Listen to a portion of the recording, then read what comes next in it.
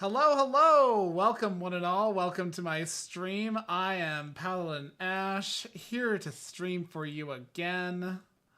Fucking... For the first time ever, also, I am streaming on 3 platforms, unless you didn't know. X, YouTube, and Twitch.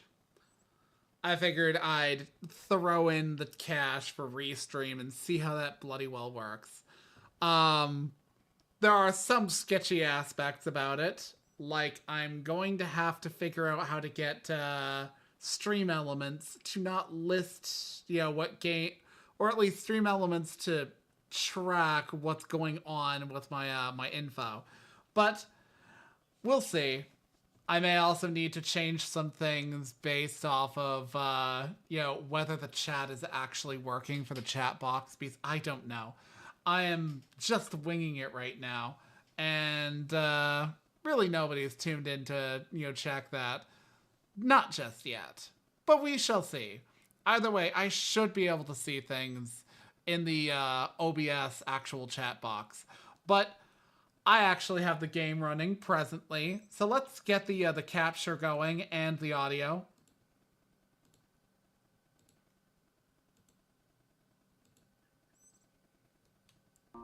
There we go. I see that lovely audio bar down there. When last we left off, Meryl Fader Bilgsethson passed the fuck out from a turbo seizure, as he is wont to do, from being, a warrior of light and all that. Had like a whole crystal mom moment with like, Meryl Bluefuswin. And yeah, that's where we left off. So let's see if we can't get back into it.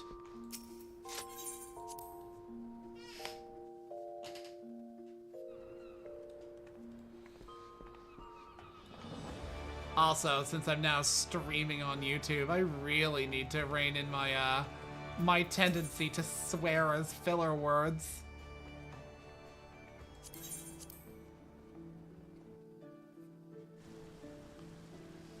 I can be wholesome, I swear. Not that wholesome, but still. I don't need to be like a small bean. Otherwise, I'd be going with like a soft boy, live 2D model. As opposed to being a furry and therefore being assumed to be, shall we say, a gooner on main. Those who know me know that I already fucking am, but still. There I go, using that word.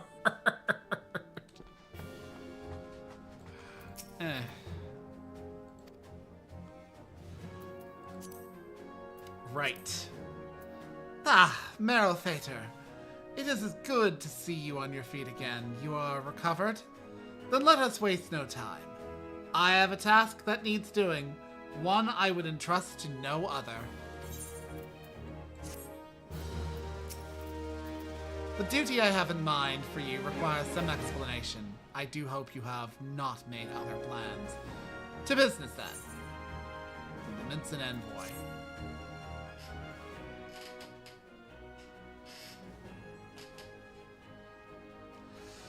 I have penned a letter to each of my counterparts in the Eorzean Alliance.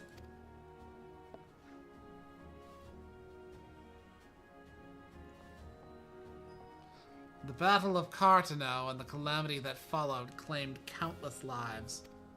It has been 5 years since those of us who were spared dragged ourselves from the ashes to look upon an Eorzea we scarcely knew. 5 years, and yet the people still suffer. Their lives are fraught with worry and hardship, and the warriors of light who might once have given them hope are gone. Yet, we must press on regardless. We will never truly do so. Hey, Chanka! Yet, we must press on regardless. We will never truly do so.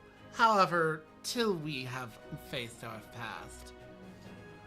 To that end, I am proposing that a memorial service be held in each of the city-states on the 5th anniversary of the Battle of Cartano. These letters contain the details of said proposal,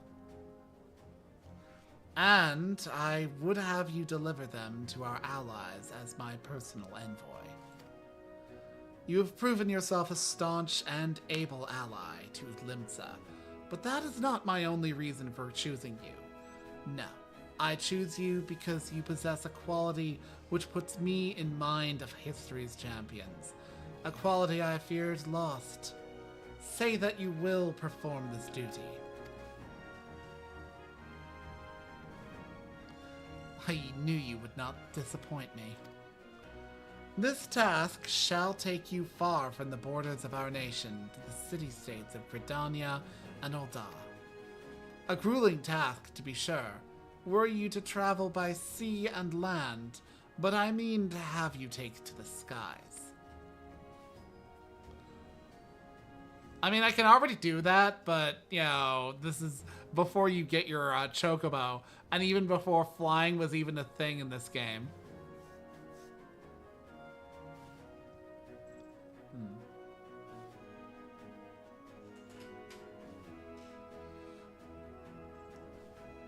An airship pass to be used at your discretion. That pause was me taking a look at the layout of things. I, recently added multi-streaming to all of this, so I'm not even sure how any of this is going to work on either fucking end.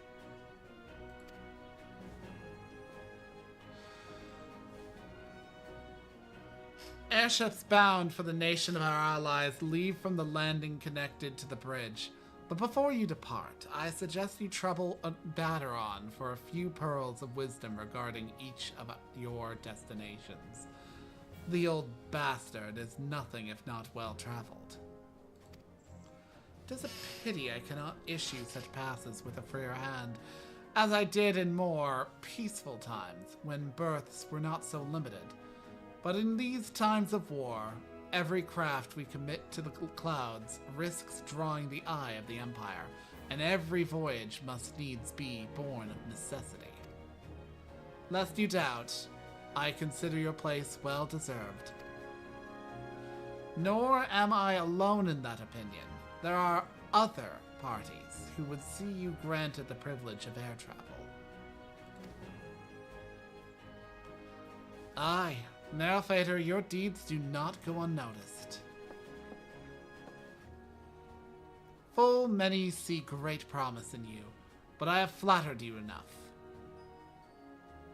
On behalf of Limsa Lominsa and her people, I bid you go forth, adventurer. Discover the realm for which so many have fought and died. Wonder and danger await you in equal measure, but turn not from either. Only by braving the unknown will you achieve the greatness of which you are surely capable. The light of the crystal guides you, and I wager that your destiny will be no small thing.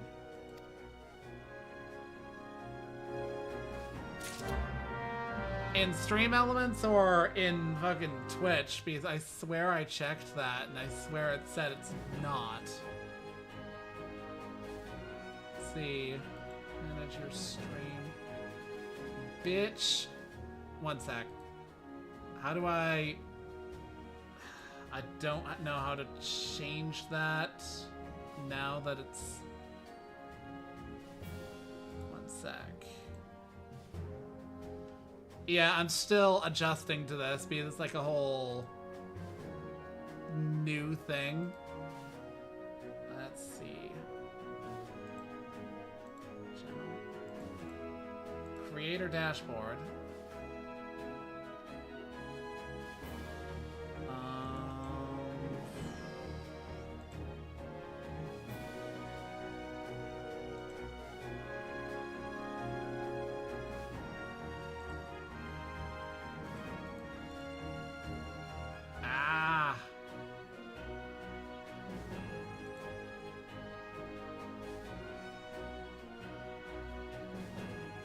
I I never once learned how to, you know, alter things through Twitch directly. Because I was always using OBS.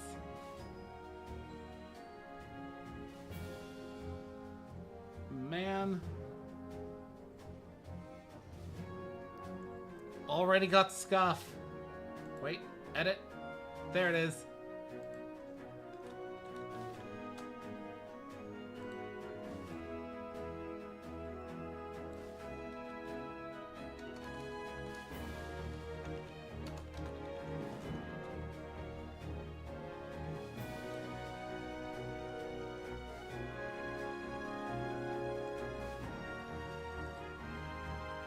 There we go.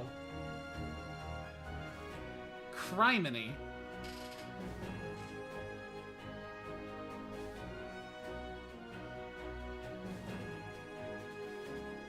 Let's see. Should be correct now.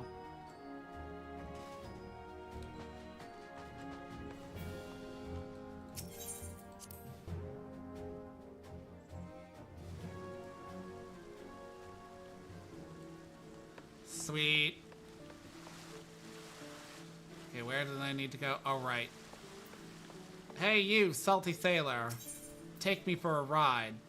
To the next floor, so I can talk to the bartender so he can get me sauced. With info.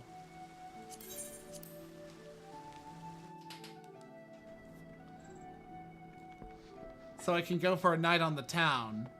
Spreading words of memorial about the, you know, anniversary of Cartano.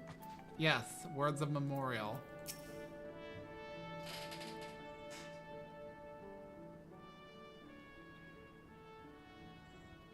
Back from your meeting with the Admiral, are you?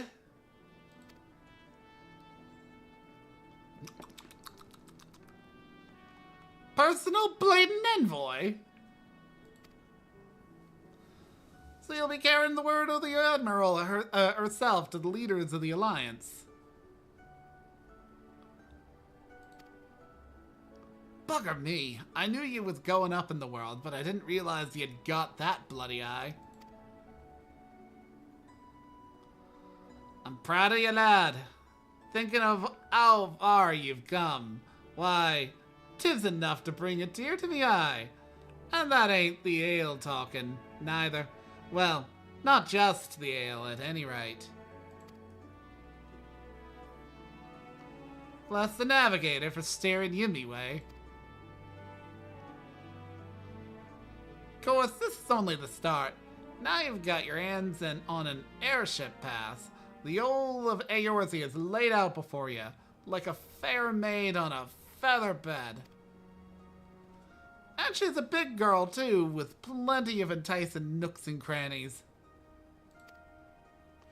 If you think us Laminsons are characters, just wait till you cross paths with the grim forest dwellers of Gridania, or trade coins with the crafty merchants of Ul'dah. And then there's the wild places where the beasties rule, and no bugger with an ounce of sense sets foot. If you're wondering what an ounce is, if you haven't guessed, it's an ounce. This game has its own vernacular for what is essentially referring to the imperial system of measurement. So like, an ilm is an inch, a fulm is a foot, a yalm is a yard, a malm is a mile, an ounce is an ounce.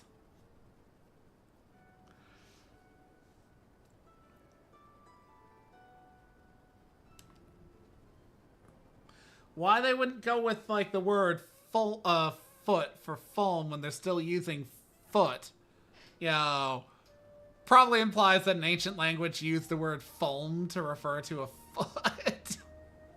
I don't fucking know. Final Fantasy XIV's lore is like that.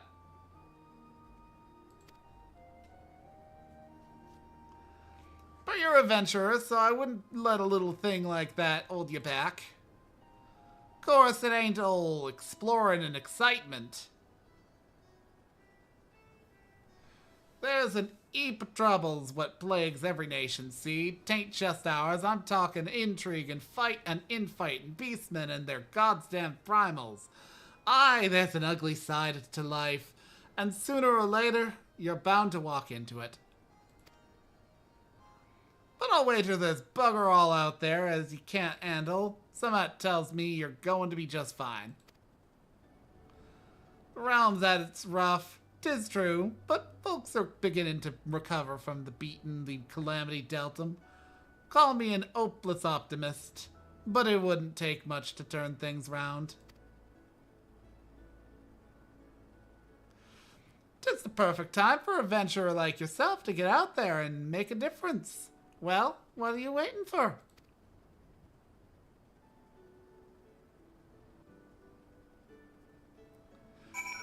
Goddamn. I am not good with, that kind of accent.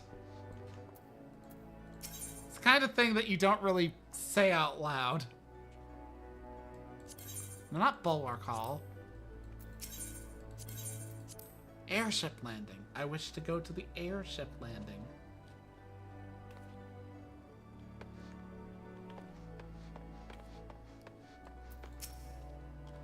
Greetings, sir. This is the counter for passengers traveling to Gridania. Wait, aren't you that famous adventurer? It's Barrelfader Bilg Sefson, isn't it? I thought I recognized you. You are an inspiration to us all, sir. Highwind Skyways is at your disposal. Will you be traveling with us today? Yee.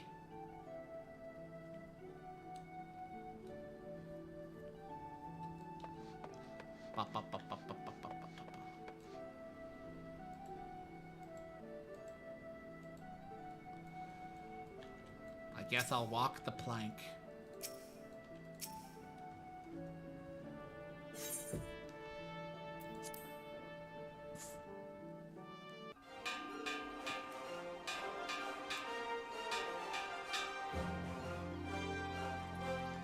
Attention all passengers! The airship bound for Gridania is about to depart. Please make your way to the boarding gate.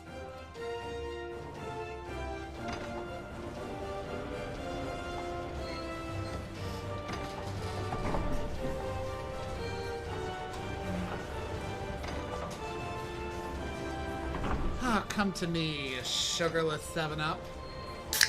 Pamplemousse flavored.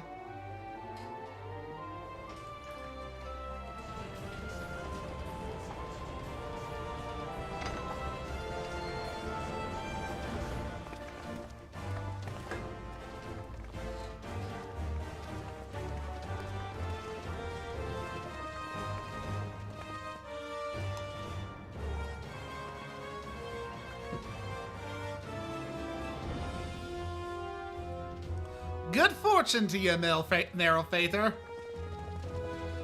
The day'll come when your name means the same as zero to the folks of this realm. May you walk in the light of the crystal.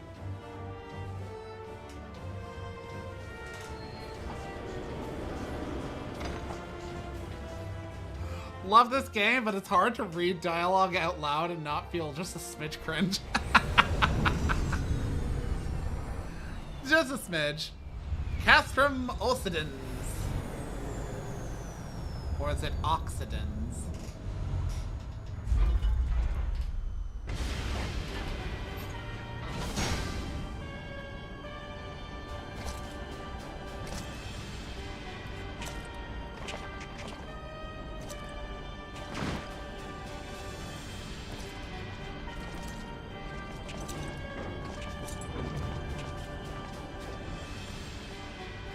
been 15 years, but the bitter taste of defeat lingers still. 15 years since the Imperial fleet set course for Mordona, led by the Egrios, mightiest of all vessels. Silver Till lay ripe for the taking, and all of Eorzea would soon be ours. Or so we believed. But an innumerable The dragon? dragons met us that day.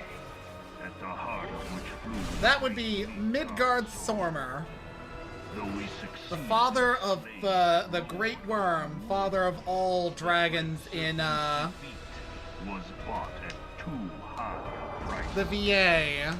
Our invincible You know, I flag don't know. lost, and all hope of victory with her. So ended our glory.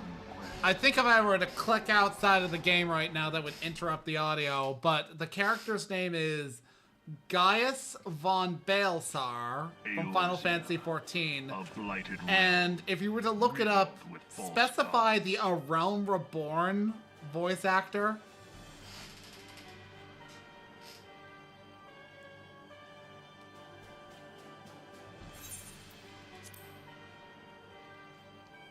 It's voice, so I can put it onto autoplay. Twice now it has eluded the Empire's grasp. For all the destruction it wrought, even Meteor, the great sin, failed to You know, yield us control. I fucking watched as like a hyperfixation a bunch of Mortal Kombat like 11 and 10 like combat interactions.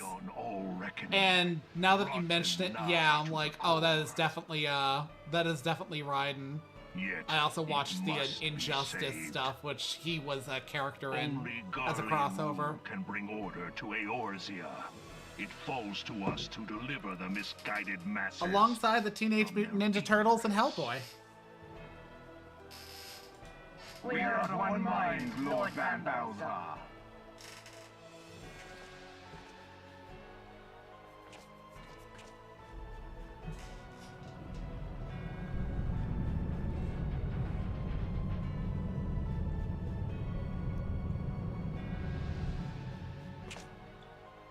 Can I say it just this once? Only if you wish to suffer. Get over here!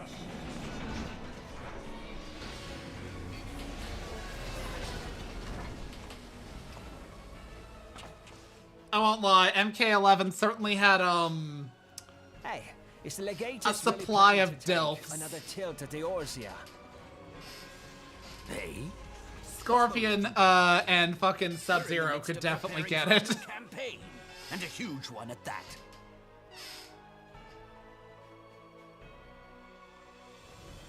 But I thought the Emperor had given up the Western lands for lost after Carteneau. What could the Legatus possibly hope to gain by acting alone? I sense you harbor certain doubts over the wisdom of the Legatus's plan.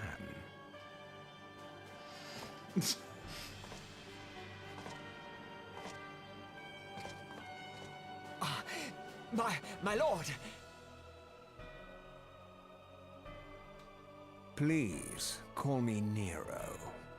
Tell me, where were you born? You know, My lord. this dude looks like fucking Char in retrospect, and he is the biggest hater. Ah, codename Hummingway, I presume.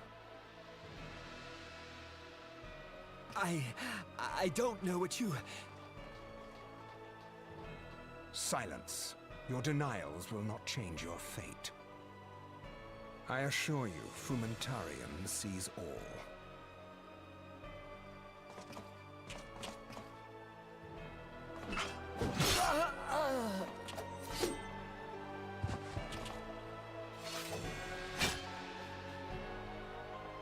Clean up this mess, and do not miss any, or I shall be most displeased. At once, my lord.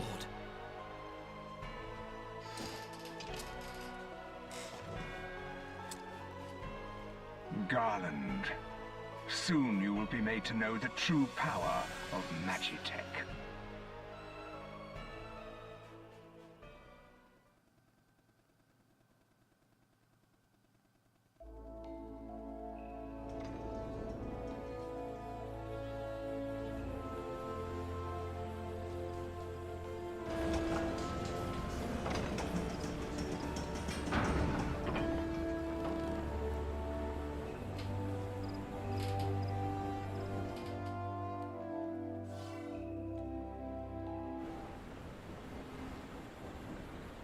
Okay.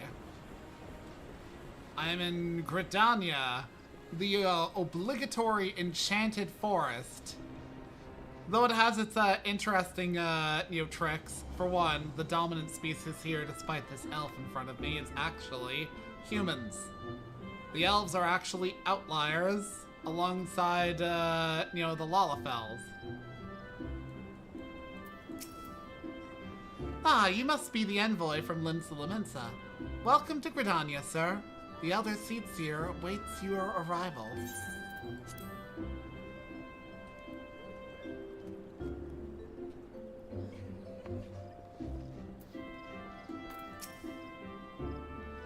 Greetings, good sir.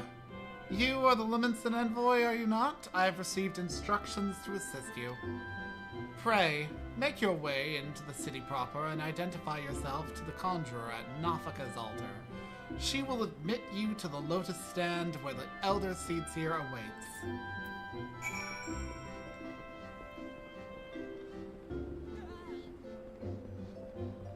I'd say the Gridanians are some of the biggest assholes, but they actually have a justification for it. But they are basically a reclusive people who, up until 5 years ago, didn't really deal with Eorzea much because, quite literally, they live and die by the will of the elementals, and the elementals themselves are persnickety about the kind of people they allow into their, into the forest. It's to the point that a nation known as Alamigo incurred a blood debt onto every single member of its civilization about 50 years ago because their king decided that he would engage in what was called the Autumn War to conquer the Shroud. That's the forest I'm in. And they did some heinous things that offended the elementals, who now basically are like, you have to pay that price before you're even welcome around here. And if you are in the forest and unwelcome by the elements, you ain't shit. Like, the very best you can hope is that you won't be hunted down by literally the forest itself. But, like, if you get sick or get injured, the healers of Gridania, though they may very well have every, like, ounce of compassion towards you, will not help you because helping you would get them barred from their powers.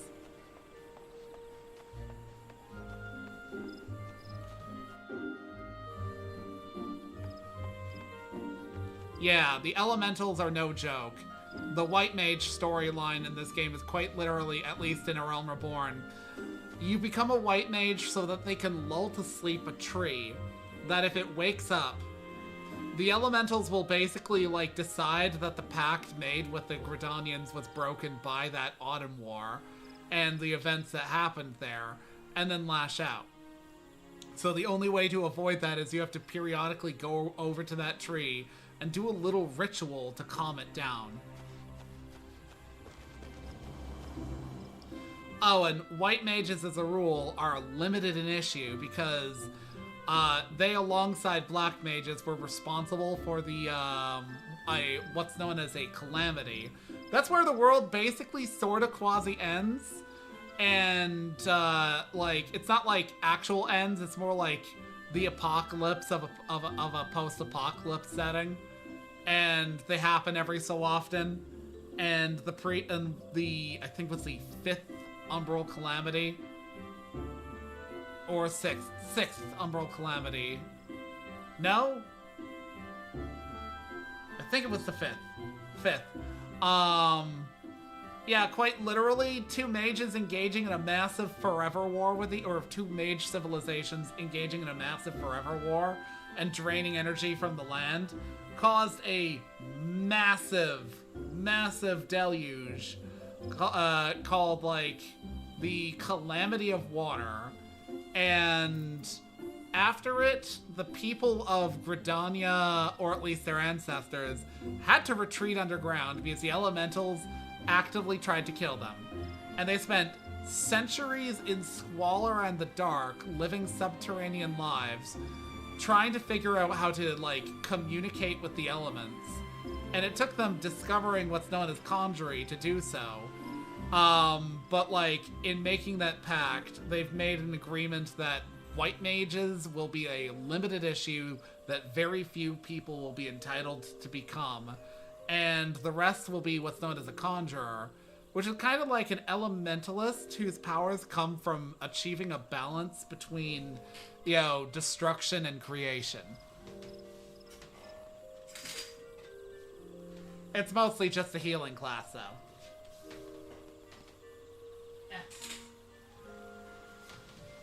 Had to close my curtains because the light is shining onto my monitor. You're the Liminson envoy? Begging your pardon, sir, but might I inspect the missive you bear? Bear? I mean, I am a polar bear. I can't either. That was not in my bingo chart. Verily, this is the seal of the Admiral of Limsa Liminsa. Please come with me.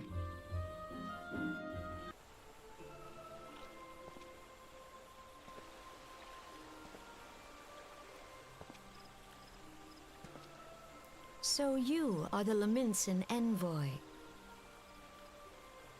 And an adventurer besides. The realm owes much to you and yours.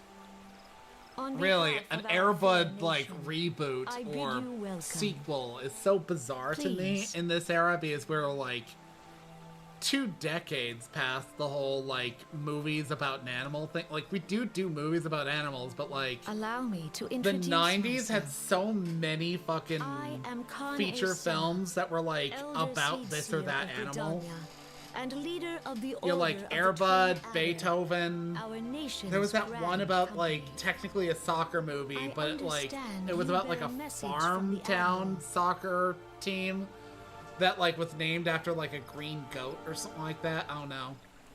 I think I'm reaching with that one. Fly Away Home was about fucking geese.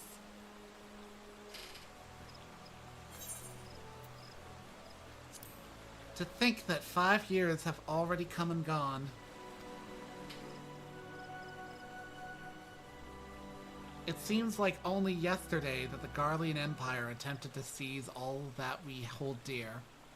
Rising in resistance, the city-states of Eorzea formed the Grand Companies and joined hands in alliance. But unbeknownst to us, the Garleans sought not to best us in battle, but moved instead to enact a terrible plot. The Meteor Project, by which the lesser moon, Dalamund, would be torn from the heavens to annihilate all life below. In a desperate bid to save the realm from certain destruction, our forces marched for the Cartno Flats and there met with the 7th Imperial Legion. More bloody a battle I have never seen, and would never wish to see again. Yet the carnage was but a prelude to the atrocity which followed. For despite our best efforts, Dalamund continued its descent, and from it emerged the Elder Primal, Bahamut, who proceeded to rain fire upon Eorzea. The 7th Imperial Legion was consumed in the blinking of an eye, while our own forces fared little better. That any among us were spared defies explanation. All seemed sure to perish. As the flames converged upon us, I prepared myself for death, only for a brilliant light to envelop me, relieving me of my senses. When at last I awoke, Bahamut was gone, and the land, which had but moments before been aflame, now seemed to me a place unknown, not simply ruined, but changed. Archon Louis Soir may well have been able to shed light upon these mysteries, but he, like so many, never returned from Cartno. And so, we were left with countless questions, and no prospect of an answer. Yet such matters did not long occupy our thoughts, for we had far graver concerns. The calamity, as the devastation wrought by Bahamut has come to be known, laid our nations nigh to waste, and to this day we struggle to rebuild our homes, our lives. To compound matters, the beast tribes continue to summon their primals, while the Empire encroaches upon our borders, consolidating its foothold in Eorzea. The outlook, in short, is bleak. In the wake of the calamity, it has been all each nation could do to nurse its own wounds. Yet, if we are to weather the coming storm, we must needs stand united once more. A remembrance service may well present an opportunity to rekindle the spirit of unity which first gave rise to the Alliance. I wholeheartedly approve of the Admiral's proposal. The necessary provisions shall be made for a service here in Gridania.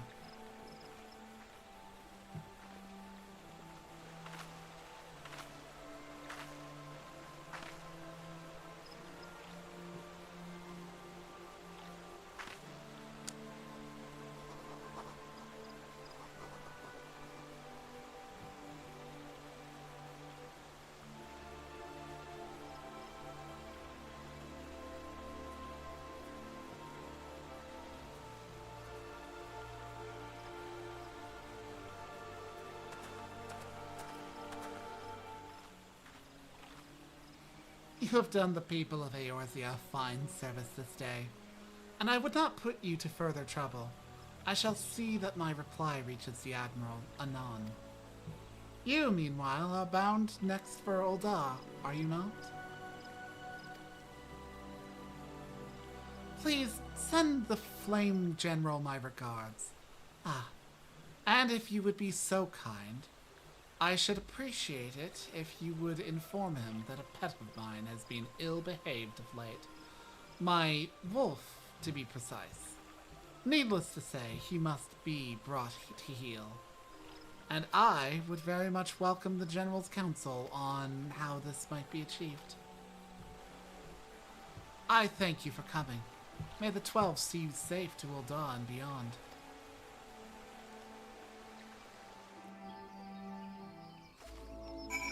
Yeah, I'd say it's definitely going to be a reboot. Sorry for the gap in response to chat.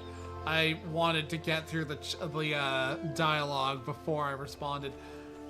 I'd say it's a reboot. If nothing else, then it would be such an awkward thing to try and be like, oh yeah, no time has passed at all. But also, it's now 2025, and somehow a golden retriever is still alive after near to 30 years.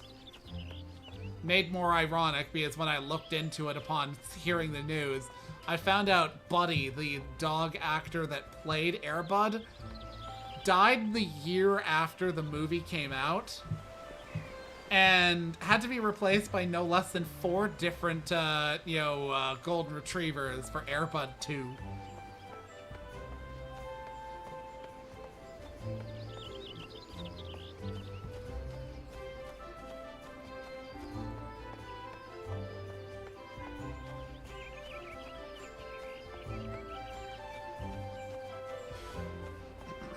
It's one of those, like, kind of dark moments, like Homeward Bound and its sequel are some, like, nostalgic films for a lot of millennials.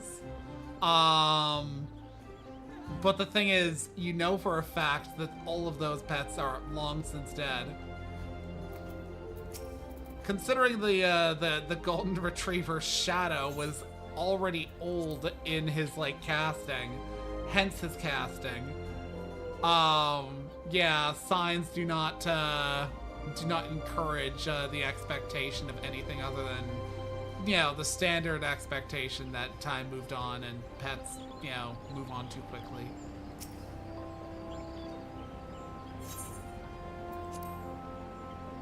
That was a dark film for kids to watch, considering the fact that, like, the climax involves them trapped in a fucking pit with, like, Shadow being, too weak to get out.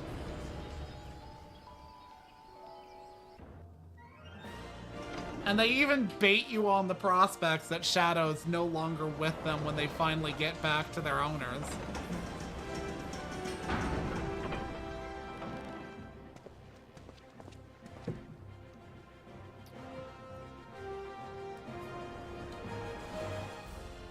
Still not as fucked up, a kid's movie in any way, shape, or form as Watership Down, which, in my opinion, is falsely labeled as such only because it's about rabbits. Ah, you must be the envoy from Limsa Laminsa. Welcome to Ul'dah, sir. The Flame General awaits your arrival.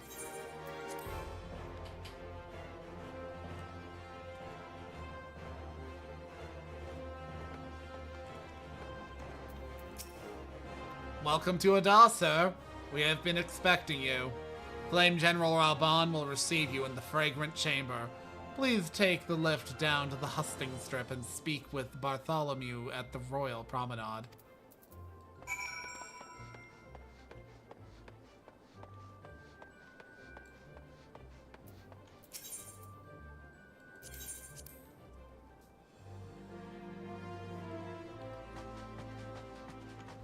Where's this dude? Ah, there he is. Sprint!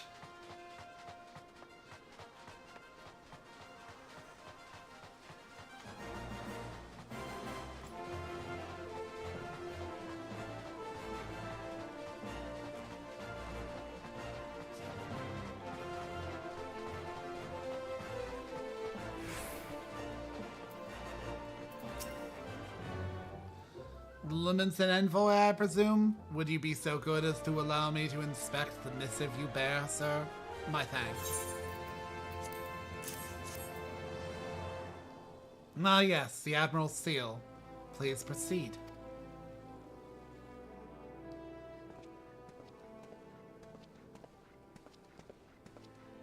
Ah, a guest from Limsa. I thought I smelled stale ale. Rude! I won't hold it against you. If you're half the warrior Mervyn says, 'tis a wonder you don't reek of dead Sahagin. Also rude! Welcome to the Sultanate of Ul'dah. Also, I don't think I'd am fought Raban Sahagin al-Din, at this point. General of the Immortal Flames. But you did not come all this way to trade formalities.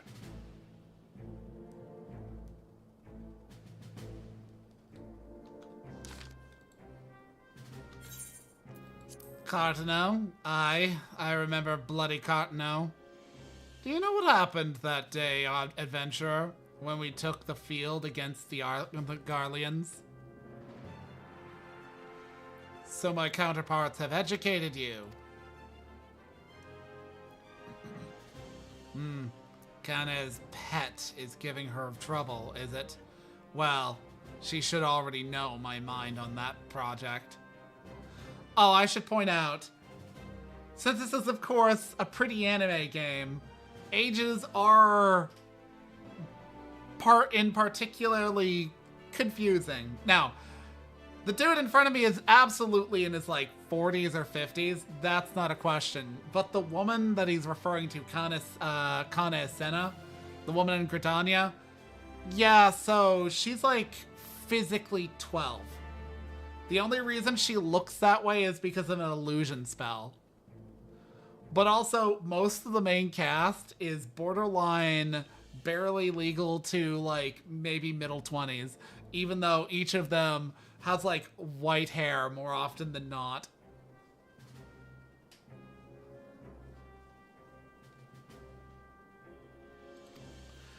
Wolves are beyond taming. 'Tis but a matter of time before they bare their teeth.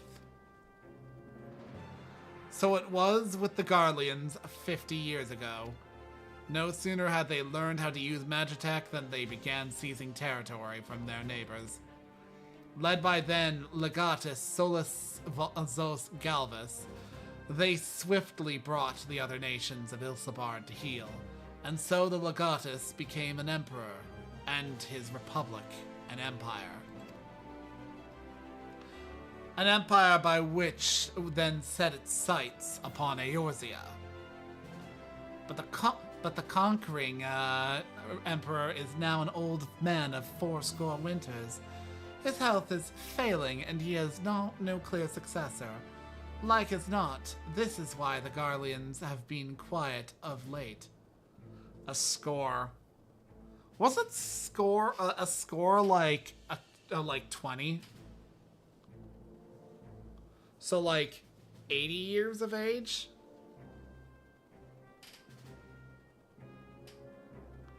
Oh, also, that name, which you will not hear pronounced out loud until the patch content, is pronounced Wayu or Huayu.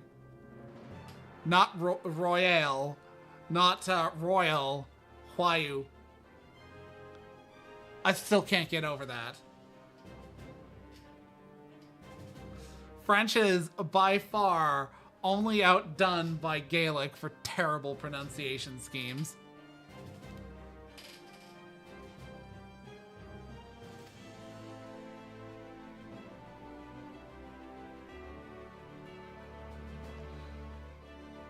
But the 14th Legion is still entrenched within our borders, and their commander, Legatus Gaius von Baelsar, has long harbored ambitions of conquest. Were he to strike now, I fear we would fall like so many others before us, and not only Ul'dah, but Gridania and Limsa Lominsa as well. For the calamity brought the lot of us to our knees, and we've yet to get up. We barely have the strength to stand against the beast tribes, never mind the primals they mean to summer.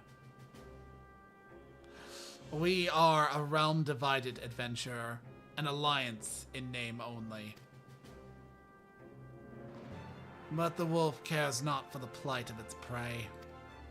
The Garlean stir and the Elder Seed Seer would not let it go unnoticed. All other concerns pale in comparison to the Empire, even the beast tribes and their bloody primals.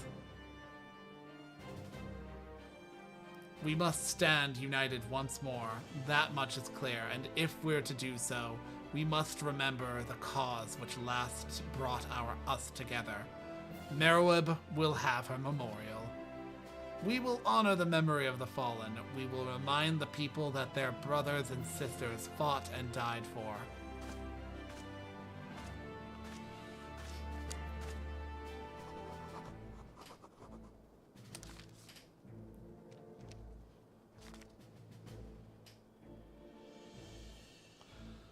Shall I inform the Sultana and the Syndicate?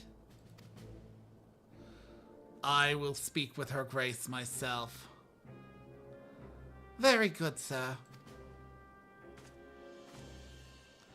The Admiral will have my reply anon. My thanks to you, adventurer.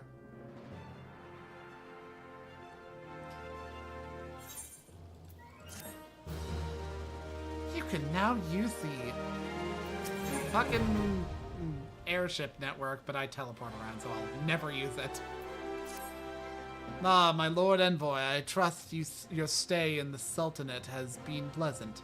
Now, if you do not mind my asking, do you perchance have plans to visit Limsa Lominsa in the future? If so, I have information that may be of interest to you. I once accompanied the Flame General on the official visit to the seaside city-state, during which time I became acquainted with Paladin, the proprietor of the Drowning Wench. Well, the man sent word just now that he has a job for a capable adventurer. I can think of none with better credentials than you. Paladin would doubtless be pleased were you to offer him your services. Oh yeah, I'll service him all right. That is not the button.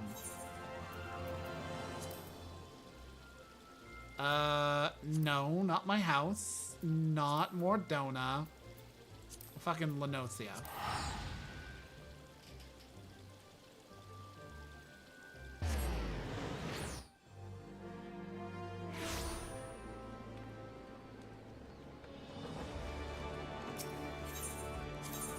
Aethernet. The Aft Castle. Whew.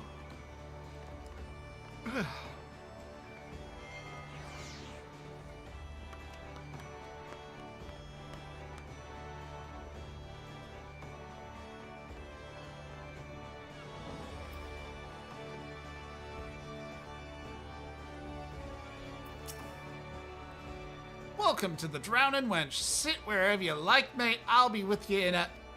Well, if it ain't the one and only Meryl Fader Bilksison. I was told a distinguished venturer might be reporting for duty. Fancy that venturer being you, eh? Just so you're fairly warned, though this ain't no job for the faint of heart. Things are liable to get downright bleedin' airy. But if you think you're still interested, let me know and I'll fill you in on the details.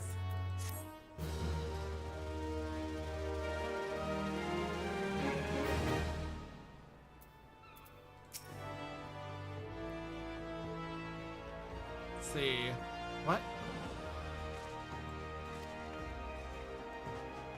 What? What's going on?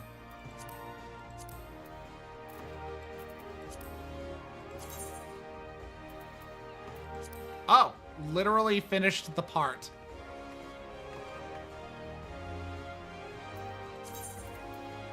That was kind of abrupt, but then again, it's in sections. Okay.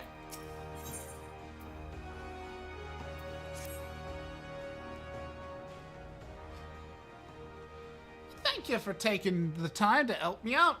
I'm sure you're busy, so I'll come to the point. Word is that some suspicious-looking buggers have been sneaking in and out of the FFXIV, and I need a trustworthy sort to head up north of Aleport and find out who they are, and what they're up to. Don't sound like much, I know. But since the nasty business over in Swiftbirch, folks have been a bit uneasy. Well, I say a bit. 'Tis all they can do not to soil themselves every time the bloody floorboards creak. If you would permit me, Master Batteron, I should be happy to elaborate.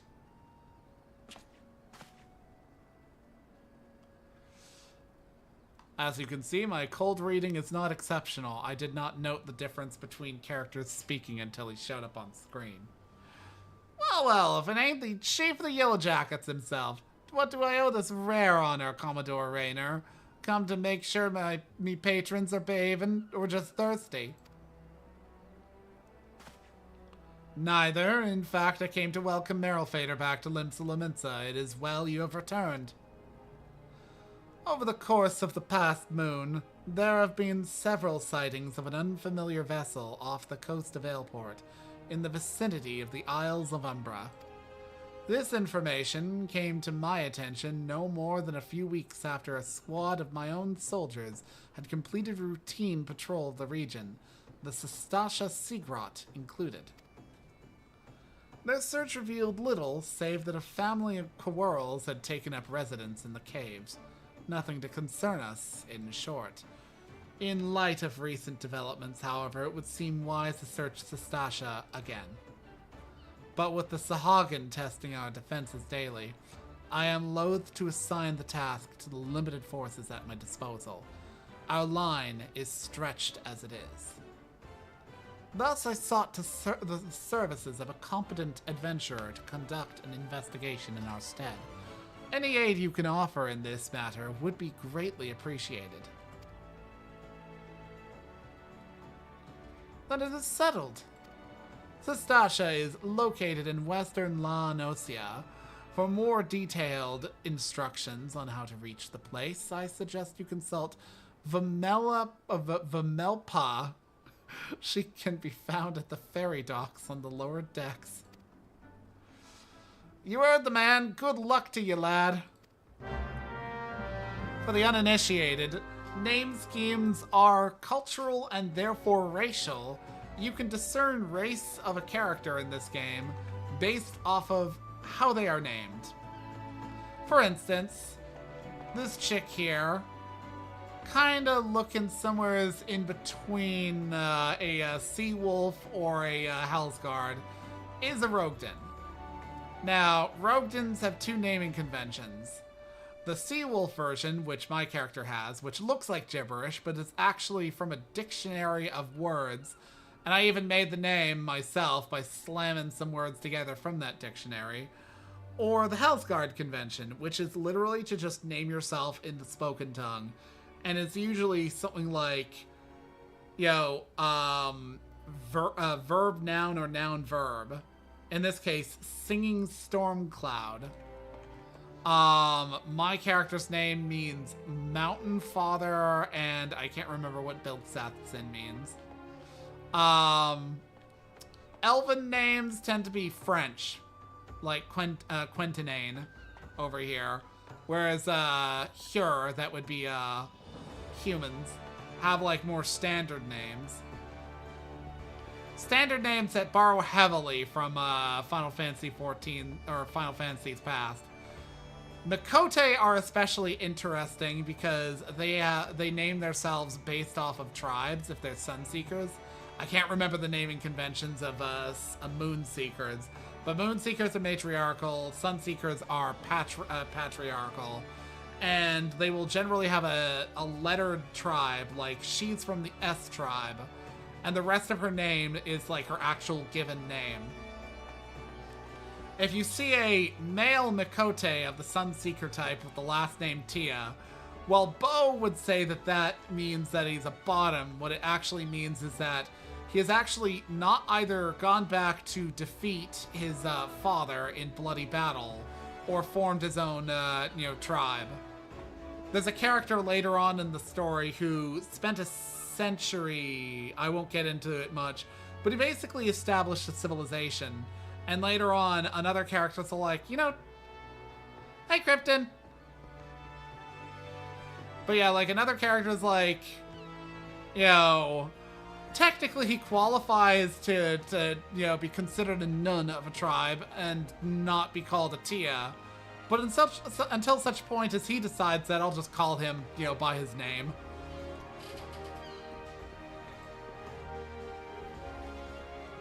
Oh, Krypton. It's a minor ask, but we are fucking low on silicon. We're low on water too, but I put like bodies into the blender in the Juicero when I was on earlier, and also like made a bunch of aluminum and a bunch of duraluminum. Water and silicon blocks.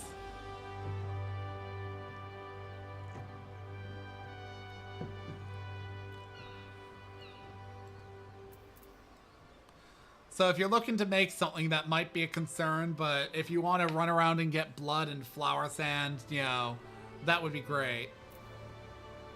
But if you're looking to just do whatever, like don't think I'm passing out orders or anything like that. Do you? Where was I going?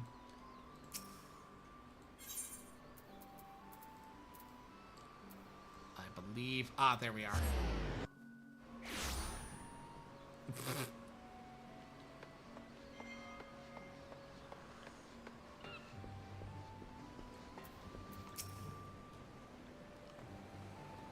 You'll hear about Commodore Reno's investigation, and then you'll want to board a ferry bound for Aleport.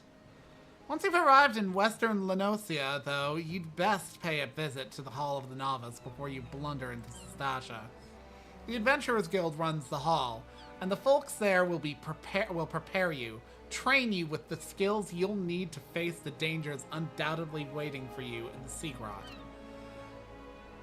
The hall is on the way to Sastasha. You're just north of Aleport. Head inside and one of their seasoned adventurers will take you in hand. Best of luck to your friend.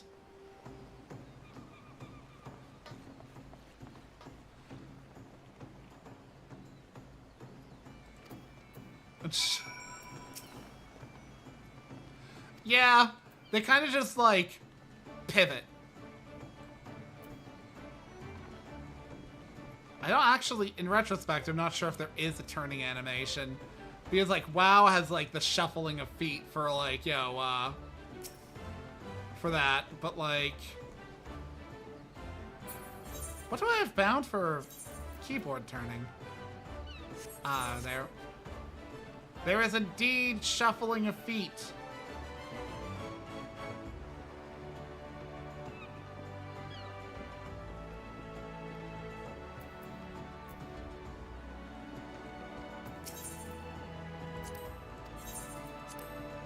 Me, I tend to just pivot on like, you know, the ball of my foot, and or like the front on my instep.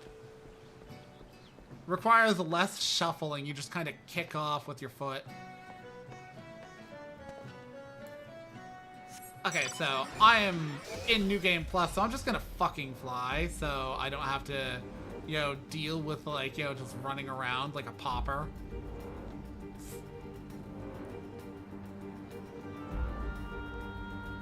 Also, this is classic music. I like to hear it.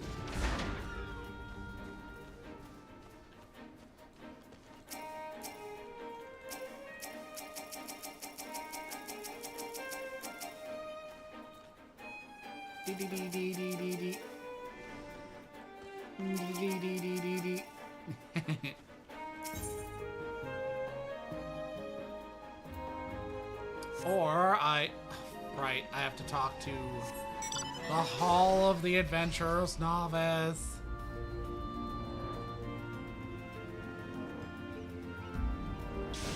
Where? Oh, inside. This was not always part of the MSQ, by the way. That stands for Main Scenario Quest. They added it because people were bloody dumb. Ah, you must be the adventurer of whom the Yellow Jackets I don't care. This is not part of the story. It's how they introduce the tutorials. I already have the tutorials. I've already done the tutorials. Clothes.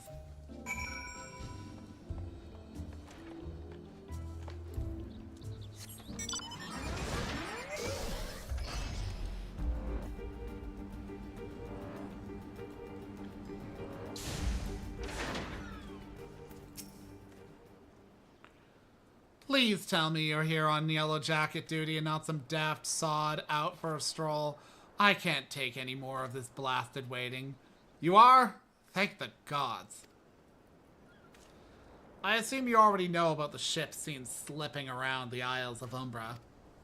We've been on the lookout for pirate activity ever since that vessel was sighted, thinking a crew of cutthroats might have a den nearby. So, when we received word that men of questionable quality had been seen passing in and out of Sastasha here, we weren't entirely surprised. I've yet to see them for myself, but if this lot belongs to those fishbacks fancying serpent reavers, well, you can imagine the panic it'll cause. The kidnappings are still fresh in people's minds. Anyway, your task is to poke around in the caves and find out exactly who we're dealing with. While you do that, I'll be keeping watch out here, praying you don't spot any blue face tattoos.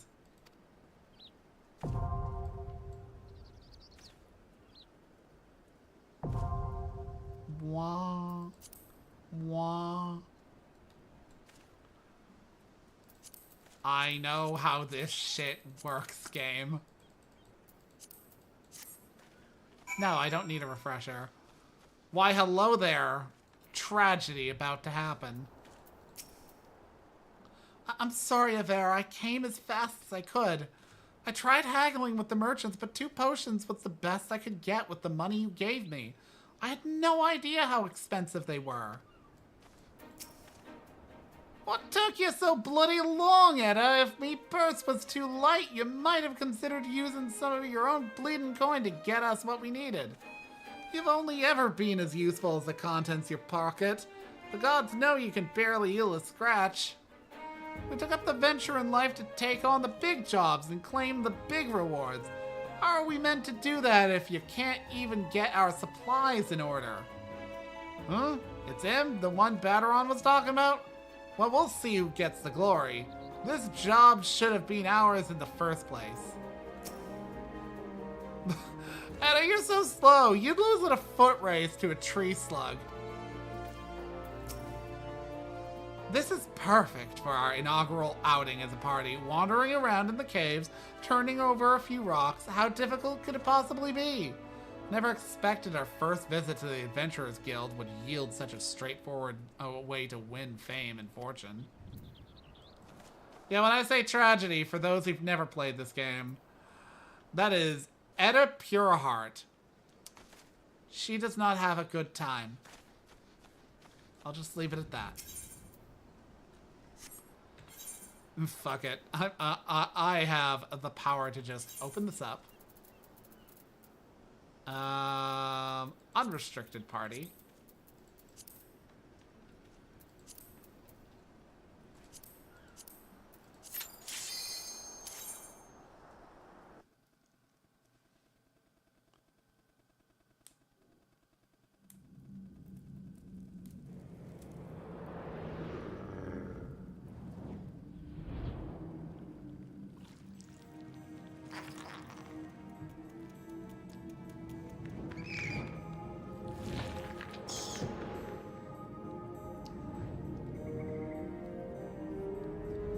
Man, I understand sometimes what my buddy Zeph and his wife mean about the camera angles in this game for some of the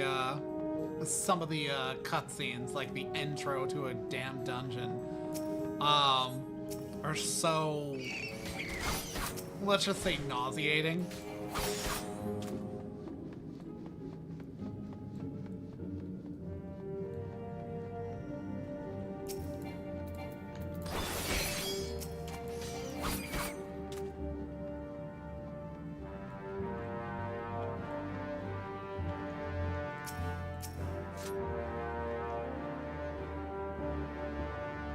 Red.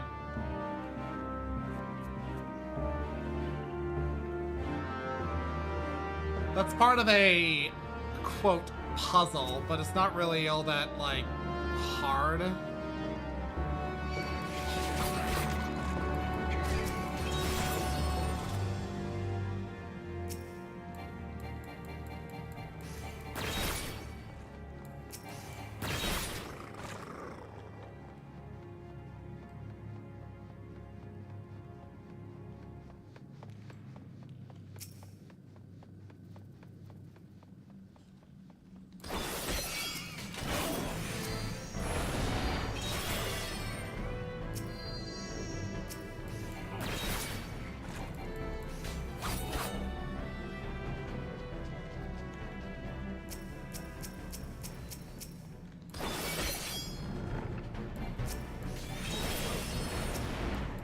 I mean, I could probably run past most of this shit.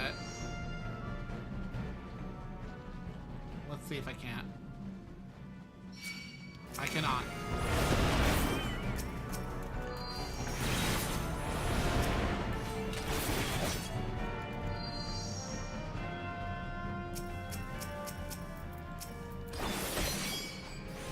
You bitch. That's what you fucking get.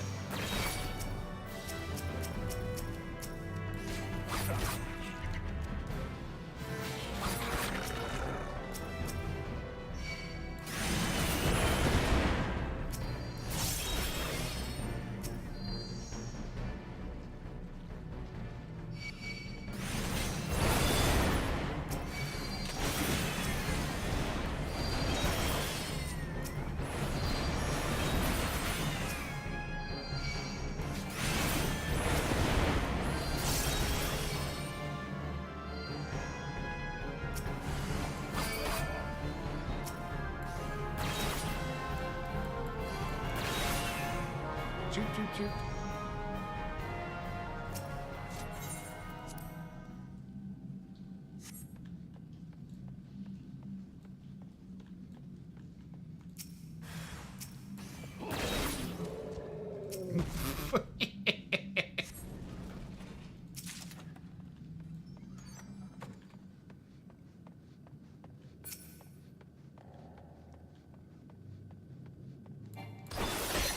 Square Enix doesn't want you to know this, but this is canon Warrior of Light Strength.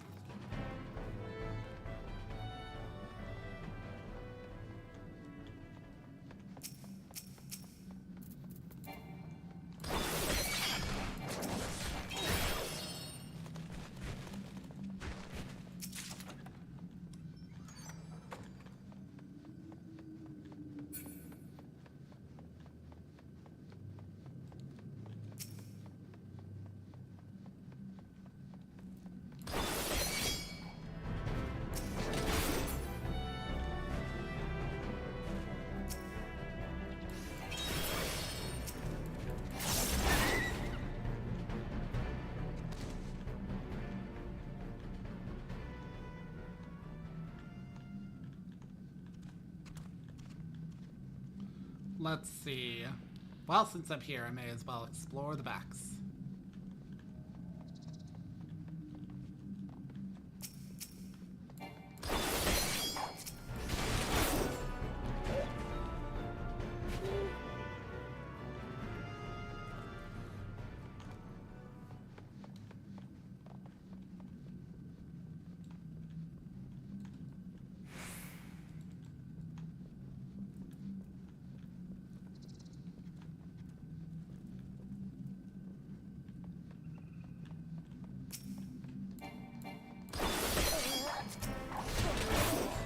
I never knew there was a treasure chest here.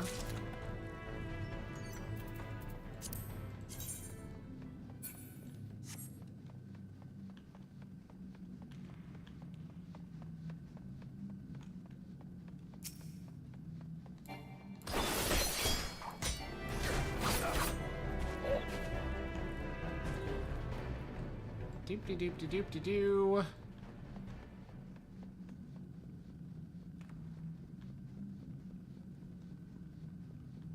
Off to the left.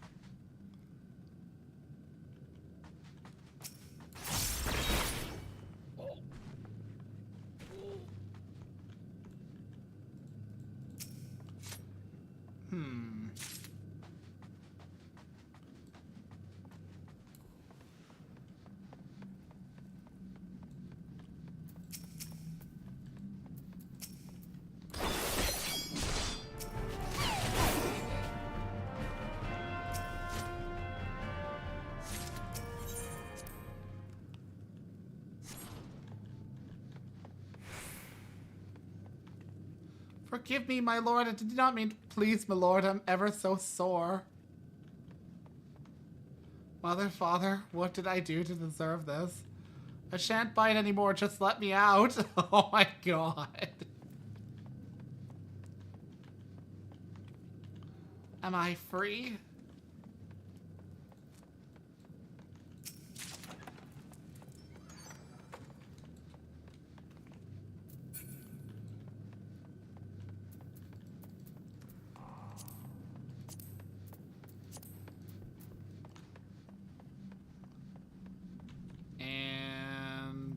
Nothing particularly back here, but completionism.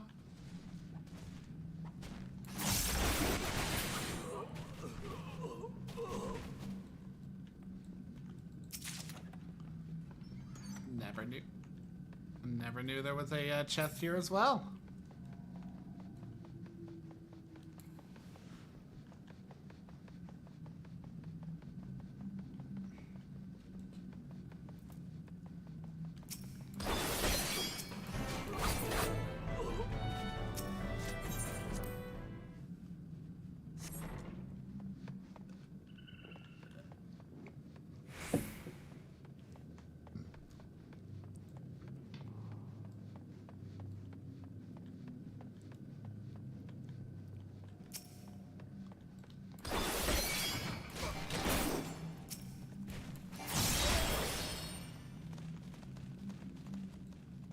Well, that didn't open up, so I can just follow.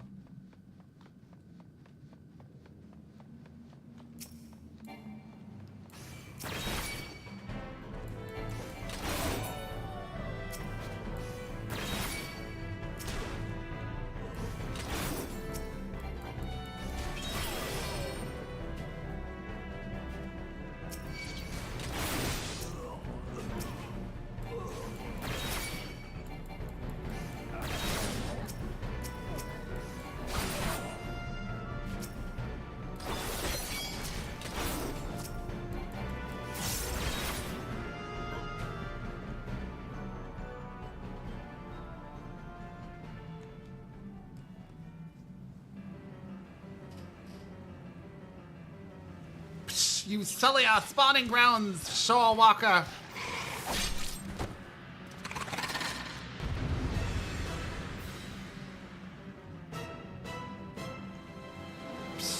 Fiendish fools! Lord of the world shall sup upon your souls. Die. Die.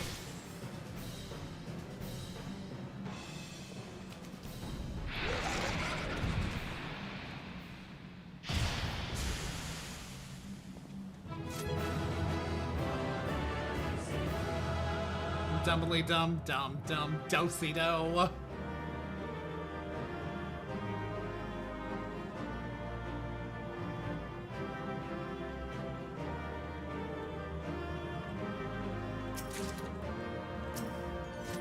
Heckin' Plunderino.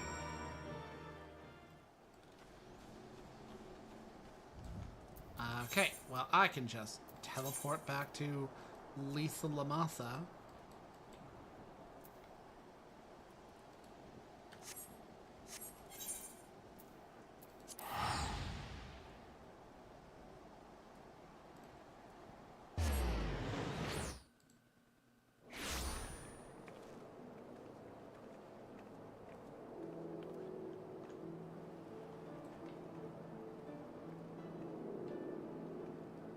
Let's see. Ethernet.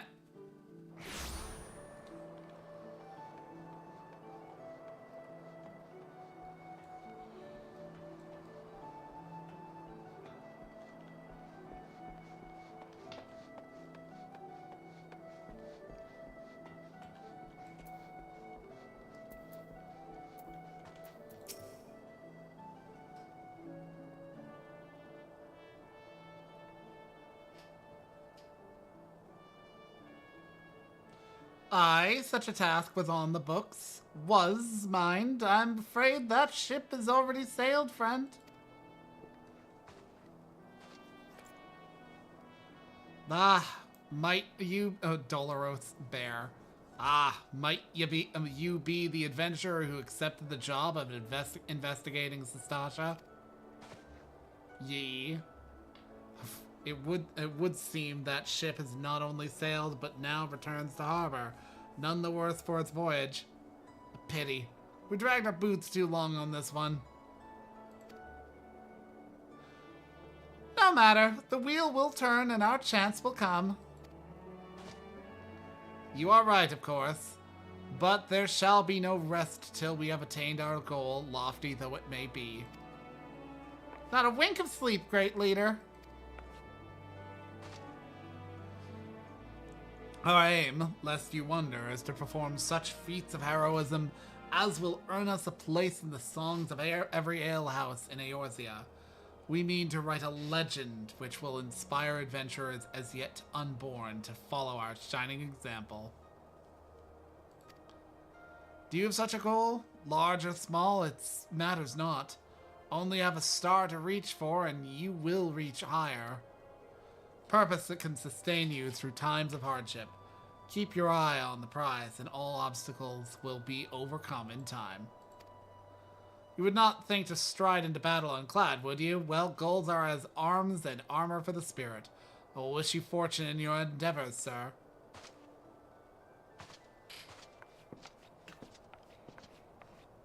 Another group that will meet tragedy. Back then, are you? With all your limbs and a tale to tell, I'd wager.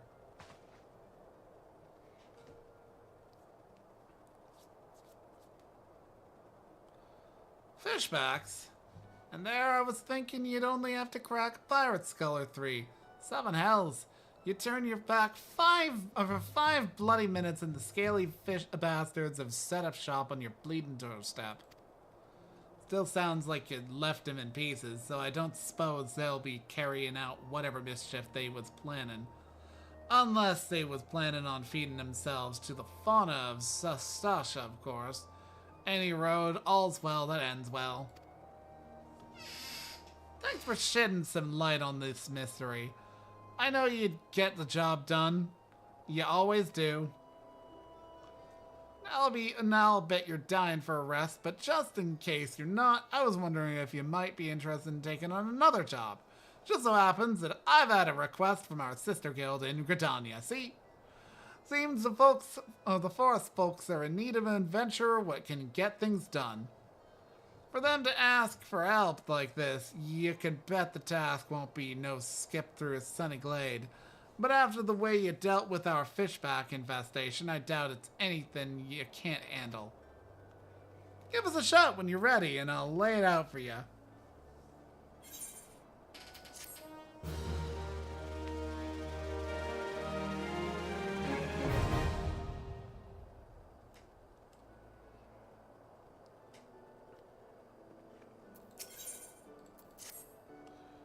Ready to hear about the job then? Like I said, the request comes from our sister guild in Gridania. And that's all I know. But whatever it is you get asked to do, I somehow doubt it'll pose any trouble for adventurers surviving the bedlam in Stasha. If you think you might be interested, you'll want to have words with Mother Mion, me counterpart in Gridania. Good luck, mate. Gridiania.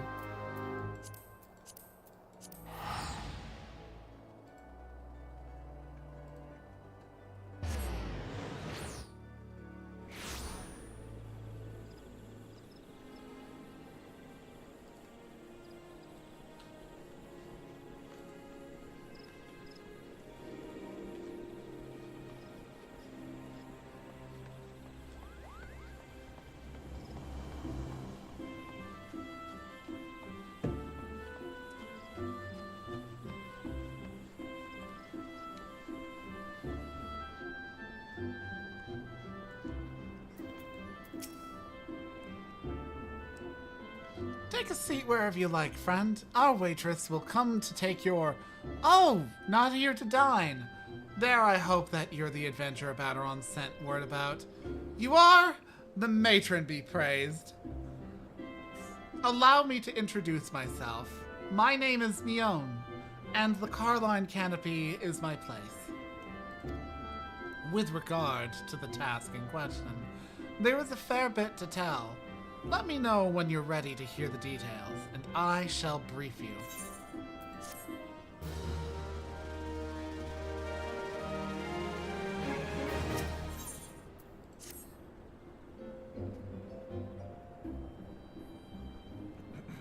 Ready for that briefing? Good. Now then, here's the long and short of it. Beg pardon for interrupting, Mion, but our need grows ever more pressing. Have none stepped forward? And good evening to you too, Bowlord.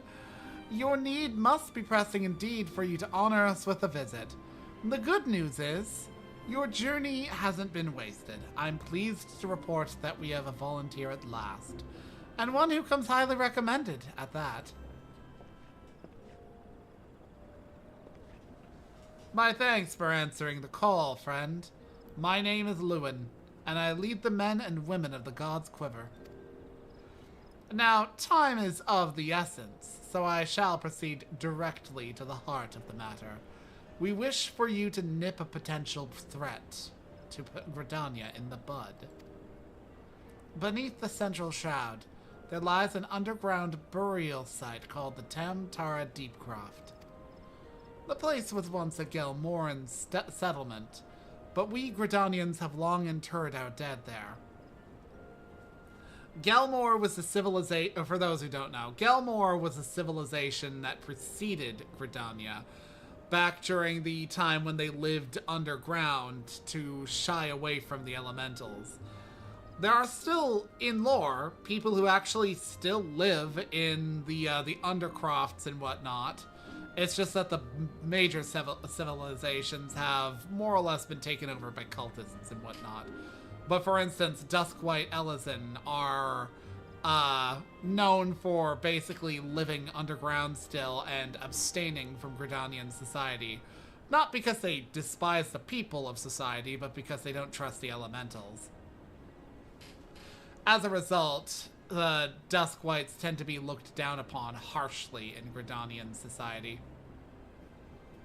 they do a bit of a racism.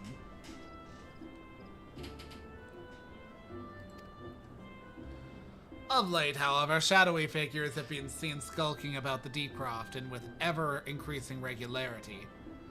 Based on the accounts of witness, we suspect that these individuals belong to the Lambs of Dalamud, a doomsday cult which sprung up prior to the calamity. These zealots have proven themselves dangerous in the past, and we leave them to their own devices at our peril. Ordinarily, I would have dispatched my best men to scour the Deepcroft with orders to flush the cultists out. Alas, the calamity decimated our ranks, and the limited forces at my disposal are constantly required to keep the Ixal at bay. The birdmen have grown restless of late, and I fear a storm may be brewing. In anticipation of this, I have been compelled to spread our forces throughout the Twelves Wood, lest we be taken unawares. The situation so being, we must turn to others to deal with the Lambs of Dalamud. Can we rely on you to undertake this task, friend? You have my gratitude. Once you've seen to your preparations, pray make your way to the Deepcroft and identify yourself to the guard posted at the entrance. He will apprise you of the latest developments. That is all. Be careful out there, you hear me? May the crystal guide you and keep you.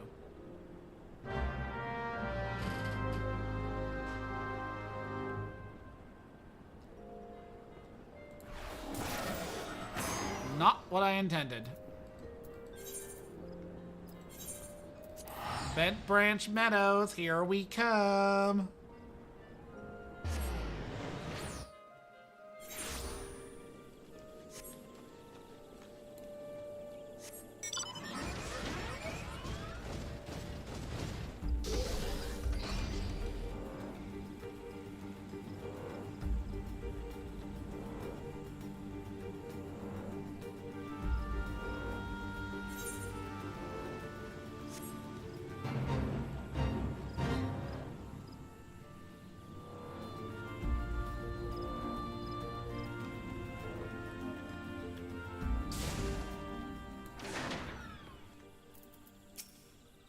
I shudder to think what might have happened to Isildur had I not thought to pick the fruit I stumbled across on the way here. Sometimes he has too much vigor for his own good. Age is supposed to mellow us, but if anything, it has made him more impetuous. I understand his desire to make use of time left to him, but one misstep and there won't be any. Oh, childish curiosity prompted me to commit the most elementary of blunders.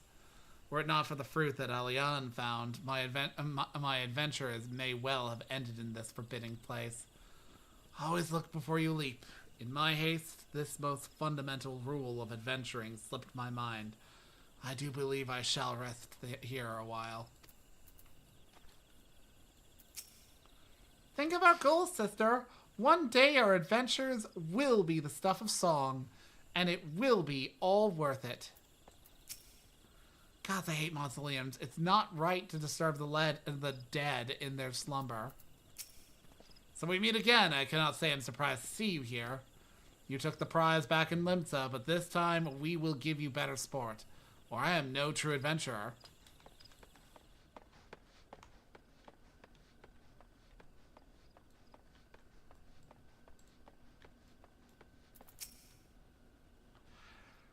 You're Malfader, I take it. Thanks for helping us out, friend. No doubt the Bowlord has already informed you, but your task is to enter the Deepcroft and purge it of the Lambs of Dalamud. In case you're unfamiliar with them, the cult emerged shortly before the calamity put an end to the 6th Astral Era. The cultists took the Lesser Moon, Dalamud, for their god, believing that it would deliver them from the devastation. And so they were rather disappointed when Dalamud exploded into 1,000 flaming pieces before it could complete its descent. Now, having seen their god turn to ash, one would think that the cultists might feel moved to question their faith, On the contrary, it served only to stoke the flames of their fanaticism. The lands of Dalamud are convinced that heretics, that is to say, everyone but them, interfered with the coming of their Lord and Savior, and that it's now their sacred duty to avenge him. Whatever it is they're doing in the Deep Croft, you may be sure that no good will come of it. For the sake of Gridania and Eorzea at large, put an end to their madness. Bwah.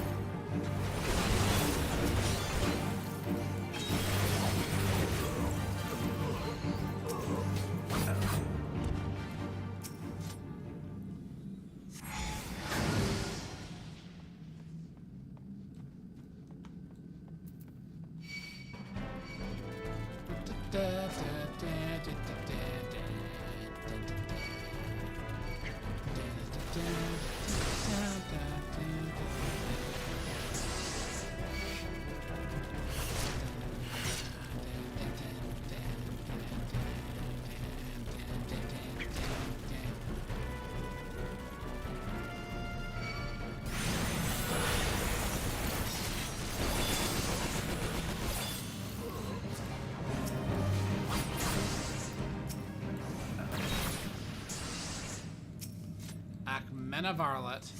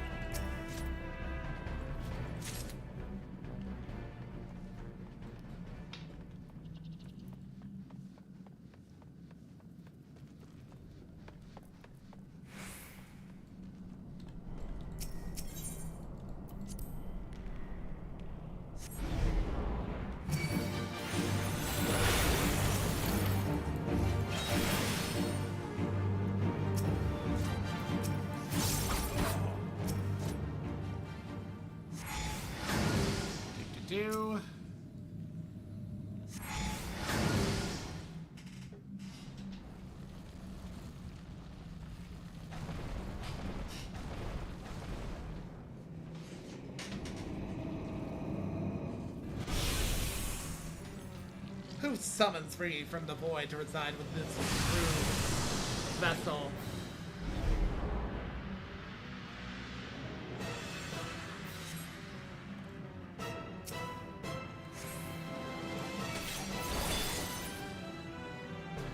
One punch!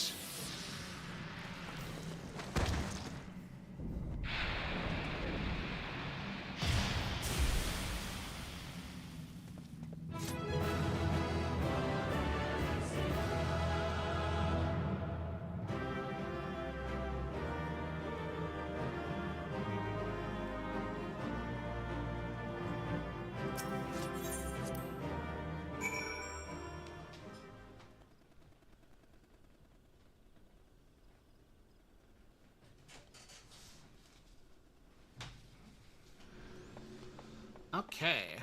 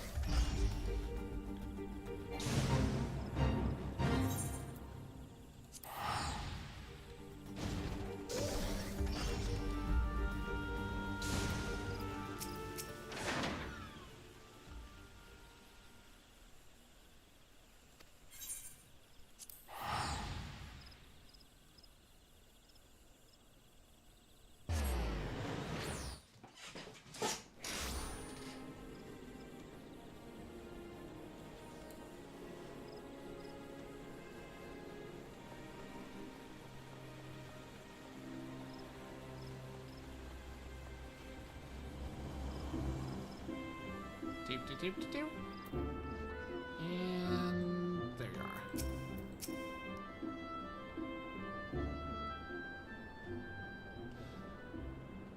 Welcome back, Malphator. I'm reliably informed that your foray into the Deepcroft was a success. Nor did I expect anything less. Baderon's ringing endorsement left me in little doubt as to your capabilities. Even so, you are to be commended.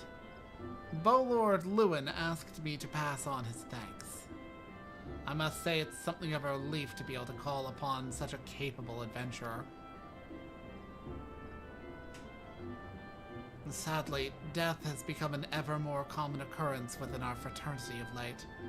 Times being what they are, the guild is constantly inundated with petitions.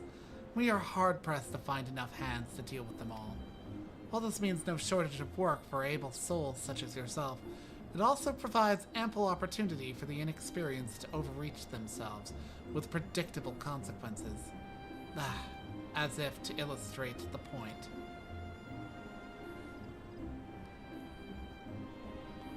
Aver's gone and it's all your fault. If it hadn't taken you an age to heal him, he would still be alive. I tried. He bolted out of range before I could finish the spell. An experience I know well as a healer.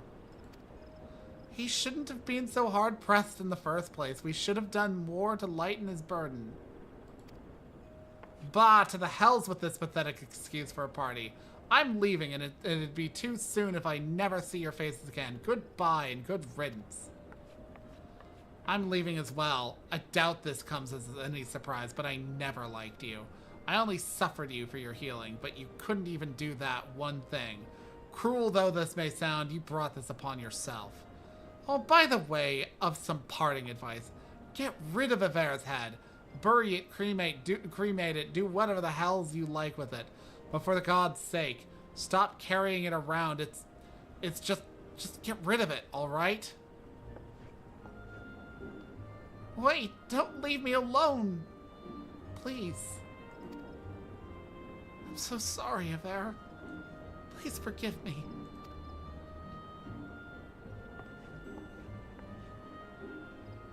Scenes like this have become all too common. That makes 12 times in half as many days. Now you see why I'm grateful for adventurers of your experience. I can send men like you on a mission without worrying that you might not return. Well, not so much, at any rate. Speaking of missions, I would entrust you with another. About a bell ago, I received a message from my counterpart, Nilda. She seeks to the services of a reliable adventurer, and you are nothing if not reliable. If you think you might be interested in this task, say the word, and I will be glad to share the details with you.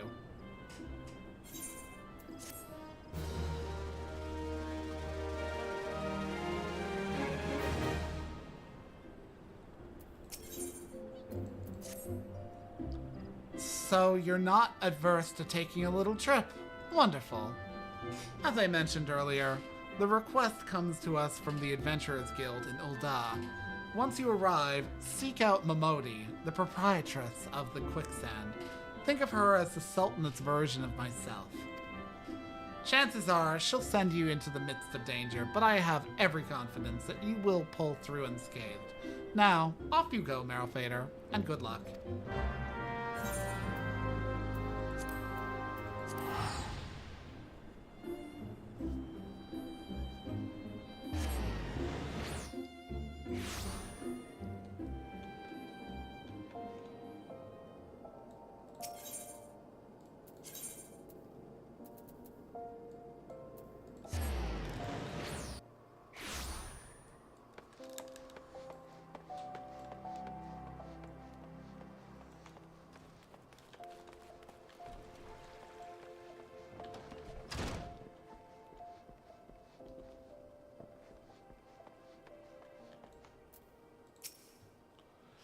Welcome to the Quicksand, friend. I'm a tad busy right now. If you wouldn't mind showing yourself to...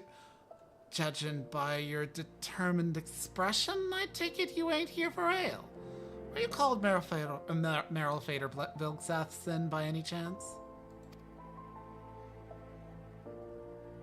Mune sent word that you'd be reporting for duty. She also made a point of calling you the adventurer of the moment. That ain't no small praise coming from her. But you didn't come all the way here to listen to my prattle. Doubtless you're eager to get started, so let's talk business, shall we?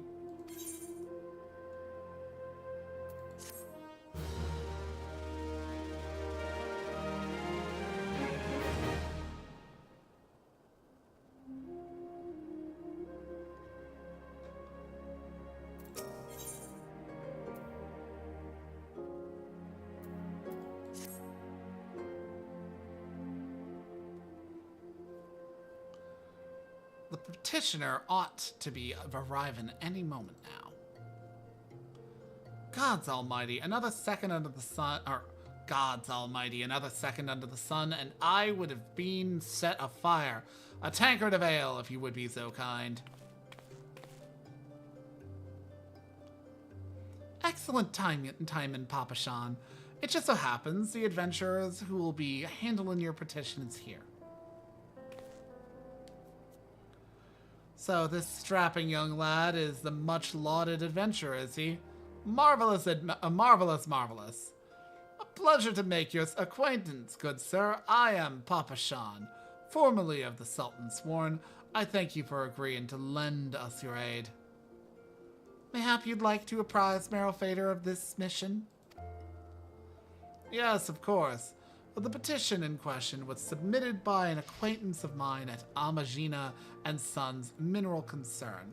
It relates to an unfortunate development at Copperbell Mines. To be plain, giants have seized control of the place. These giants are of the clan known as the Hecatonchires, fearsome creatures who were sealed within the deepest depths of the mine during the bygone Thorn Dynasty. Alas, it seems they have managed to break through the layer of rock which served to imprison them, and now prowl the tunnels where the miners ply their trade. The creatures are justifiably angry about their treatment at the hands of our ancestors, and their presence has forced the suspension of all mining activities on the site. It's no wonder they're angry. Did the Thorn Dynasty come to an end over 300 years ago? You know your history well, milady. The people of that age used the hecatoncretes to work their mines. By way of enchanted helms, they were able to bind the ferocious creatures to their will. But as is oft the... What's that smell? It honestly smells like someone smoking a cigarette. One sec.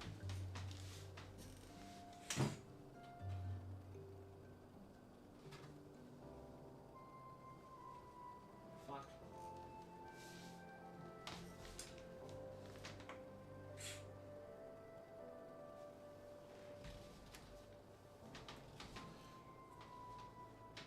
But as is oft the way in such tales, these enchantments eventually failed, and the slaves rose up against their masters. In a desperate bid to contain the... Actually, one sec. Be right back. I'm gonna actually check around the house.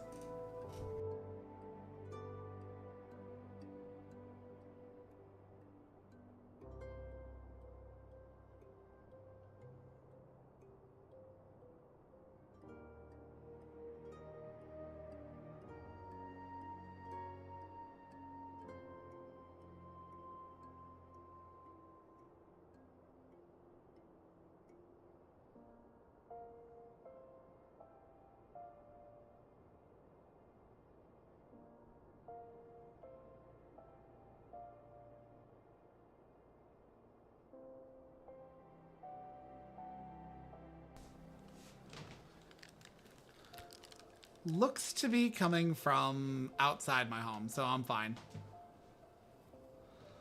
So it was that the Great Giant Revolt was ended, buried beneath 100,000 tons of rock. Well now, that's got me thinking. I seem to recall there being an article about Copperbell and the Mithril Eye a fortnight or so ago. Said the mines were being reopened so as to meet the rise in demand for building material. Like as not, our boys dug a bit too deep and freed the giants. Gods, to think the poor creatures are still alive and kicking after 3 centuries. That's a long time to nurse a grudge. They must be seething. Indeed, and that makes them a danger to us all. There will be no mining at Copperbell so long as they remain. For the sake of both peace and prosperity, they must be subdued. This is the task which we would have you undertake. I'll not deny that this mission will be rife with danger, but our need is great, and so I beg you, put an end to this sorry business. God bless you. God's bless you. I feared you might have reservations, but I assure you it is for the best. In case you don't know, Copperbell mines are in the western Thanalon. Do take care. You hear? And one last thing before you depart. An employee of Amagina and Sons is presently at the quicksand. The fellow's name is Painted Mesa, and he knows Copperbell mines well. It may behoove you to seek his counsel.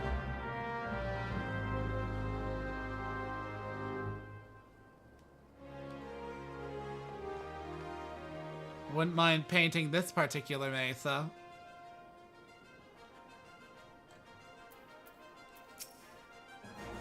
Looking for Painted Mesa? You found him. So you're the adventurer who's volunteered to deal with the mess down in Copperbell, are you? You've got guts, mate.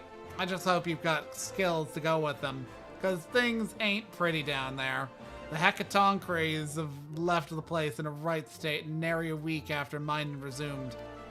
I don't know if you know this, but Copperbell was old when the second old dynasty was still young, and it was abandoned centuries ago. If it hadn't been for the shortage of materials needed for the rebuilding effort, the concern would never have thought to reopen it. We knew full well about the giants beforehand, but the project went ahead anyway. I mean, nothing could possibly survive being buried under a mountain's worth of rock for 3 centuries. Right? Wrong. Our miners dug up more than they bargained for. One swing of the pickaxe too many, and they found themselves in the company of giants.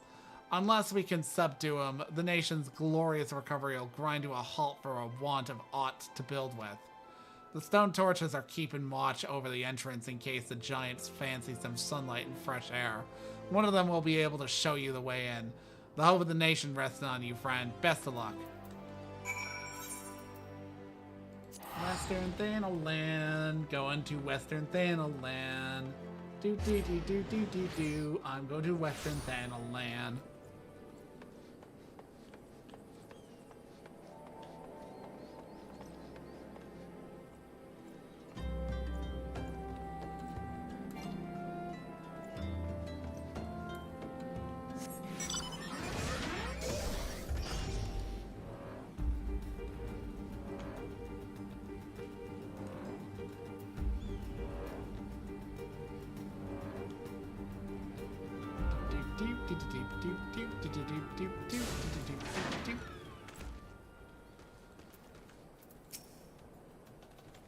I've been an adventurer for long years and borne witness to many pivotal moments in history.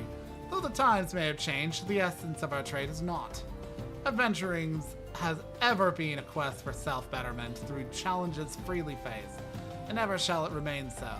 As an adventurer becomes more experienced, he will naturally acquire a love of justice and an understanding of the spirit of self-sacrifice.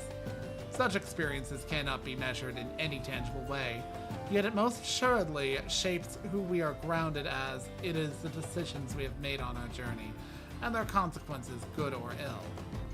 I sense light within you, young one, and it tells me that you are destined for greatness. We found Dolorous Bear and his entire party dead. The giants were thorough in their work. Judging by their tracks, it would seem they tried to rush a horde of the creatures. Cannot say for sure what drove an experienced crew like theirs to throw caution to the wind, but I do have my suspicions. We are all our own worst critics, and our desire to better past achievements can rob us of our good sense. Thus do we become more given to the recklessness. While it is important to have goals, one must not fixate upon them to the exclusion of all else. Do so and one will surely pay the price, as Dolorous Bear and his comrades did this day.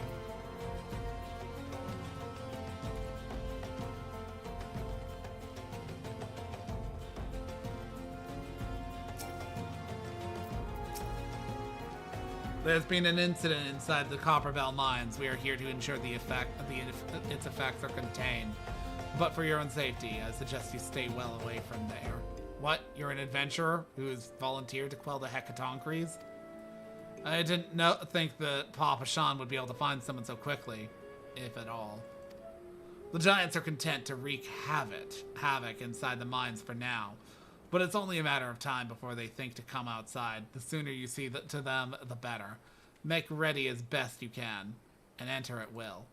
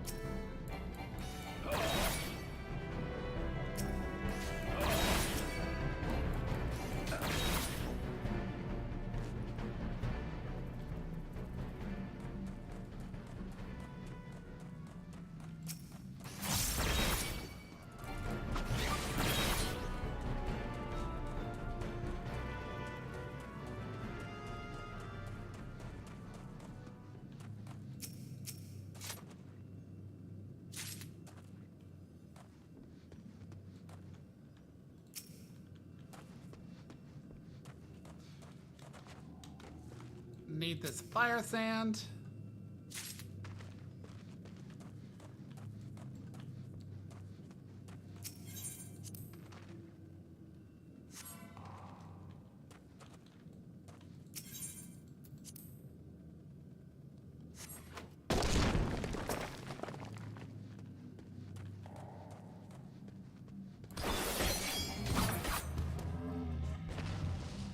I do appreciate that they fucking simplified some of these fucking bosses. This place was grotesque for the more annoying of the fights. I hated doing Copperbell Mine. Of course, you fucking learn to hate the Lobby dungeons because this game has level scaling for its random dungeon system, so you wind up in a dungeon where you only have like 2 abilities and it becomes really boring when you become used to like a full rotation.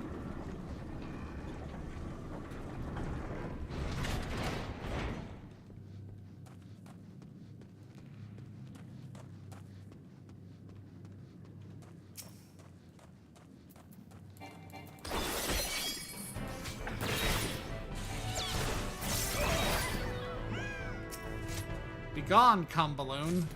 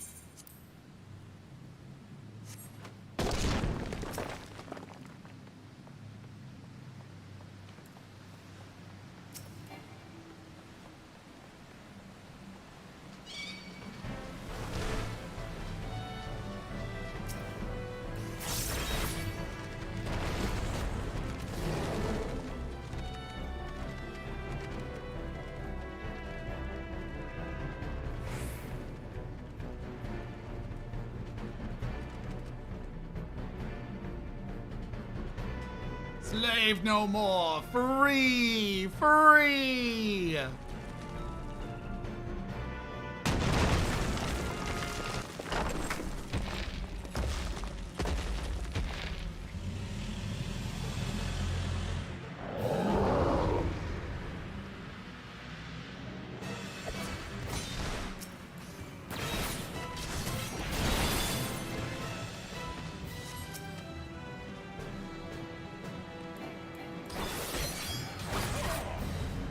Be gone.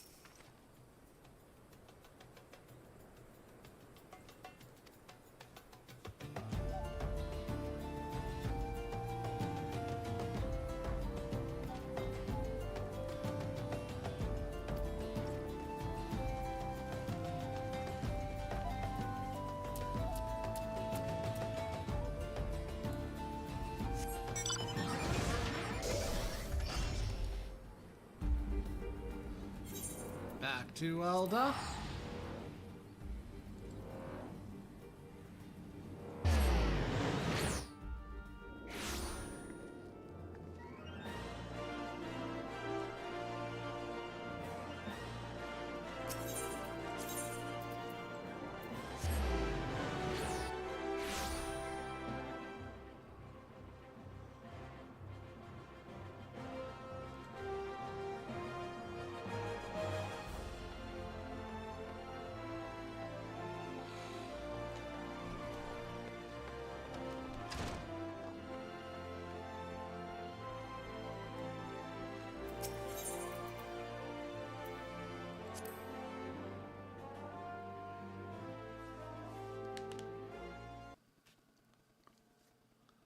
the conqueror of Copperbell Mines returns.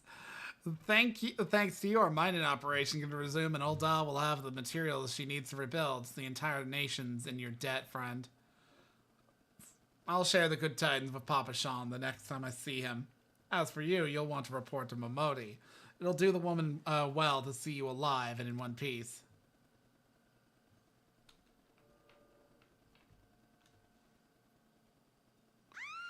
No!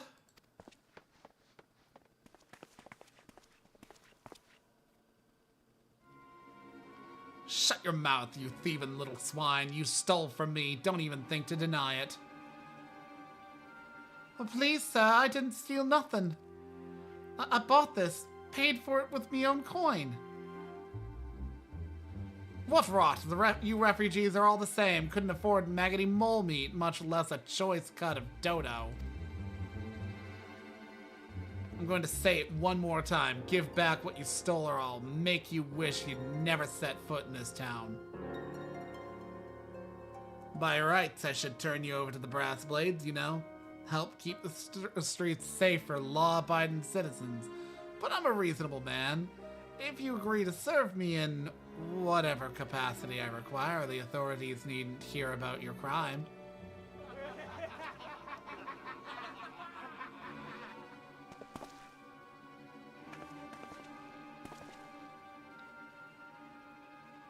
But I ain't done nothing wrong. 12 is me witness.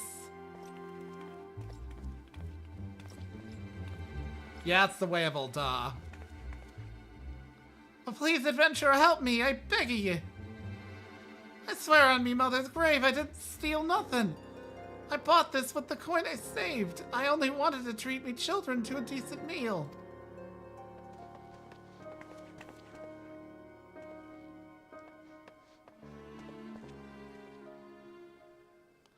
Oh, and who the hells are you when you're at home? This dog's master. I've had enough of this mother's farce. You lot, teach them a lesson.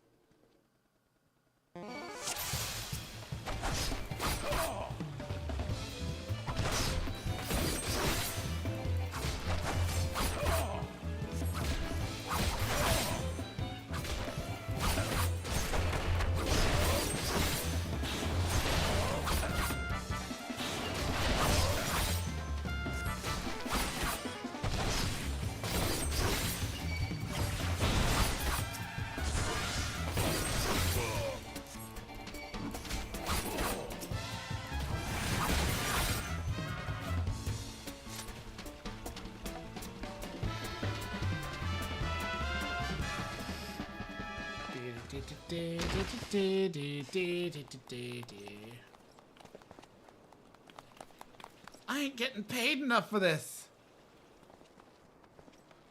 Hey, where the hells do you think you're going?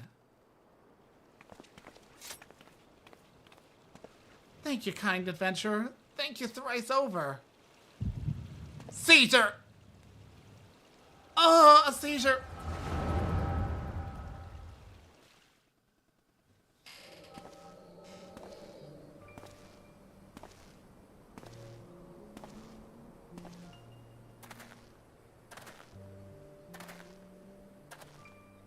I'd swear there were more refugees than when I last looked. And you wouldn't be mistaken. But it's been 5 years since the calamity. Why are they only coming here now? It's simple, really. While a number of hamlets survived the immediate aftermath of the calamity, many were no longer able to support their... Sweet. Thanks, Krypton.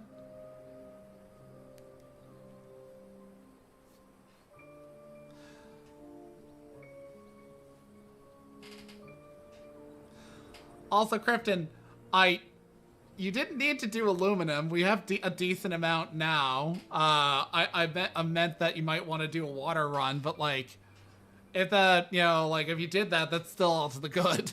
Thanks for doing that.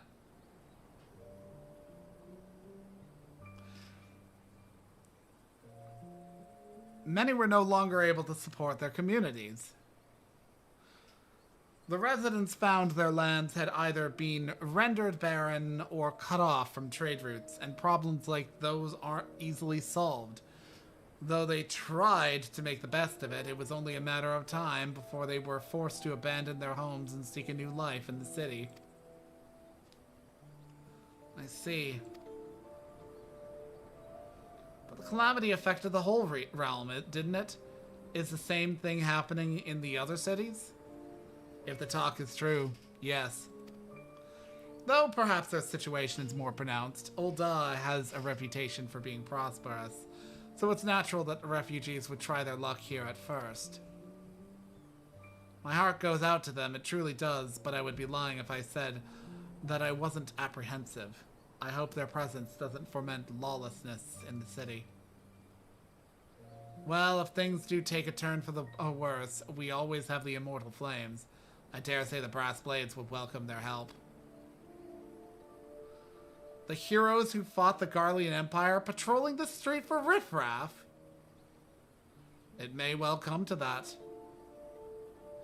Impoverished and desperate as they are, you may be sure that some of the refugees will turn to crime.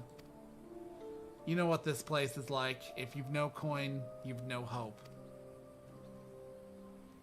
What will become of our city? Not all refugees are bad, mind you. Some are able to find employment and lead honest lives.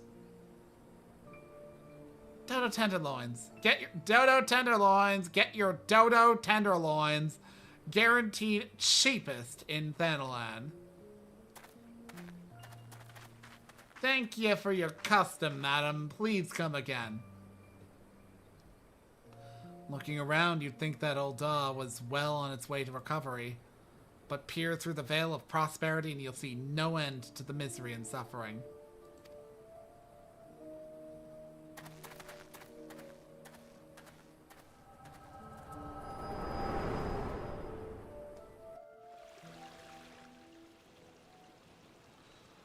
Sir, are you all right?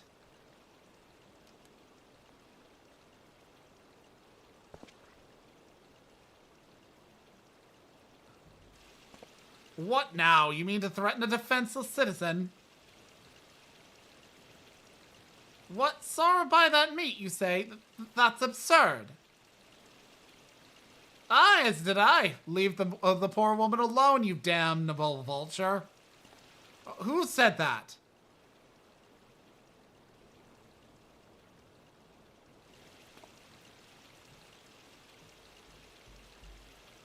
I will overlook this, but just this once. God's bless you, adventurer. If you hadn't come along when you did, who knows what that monster might have done. It don't bear thinking about.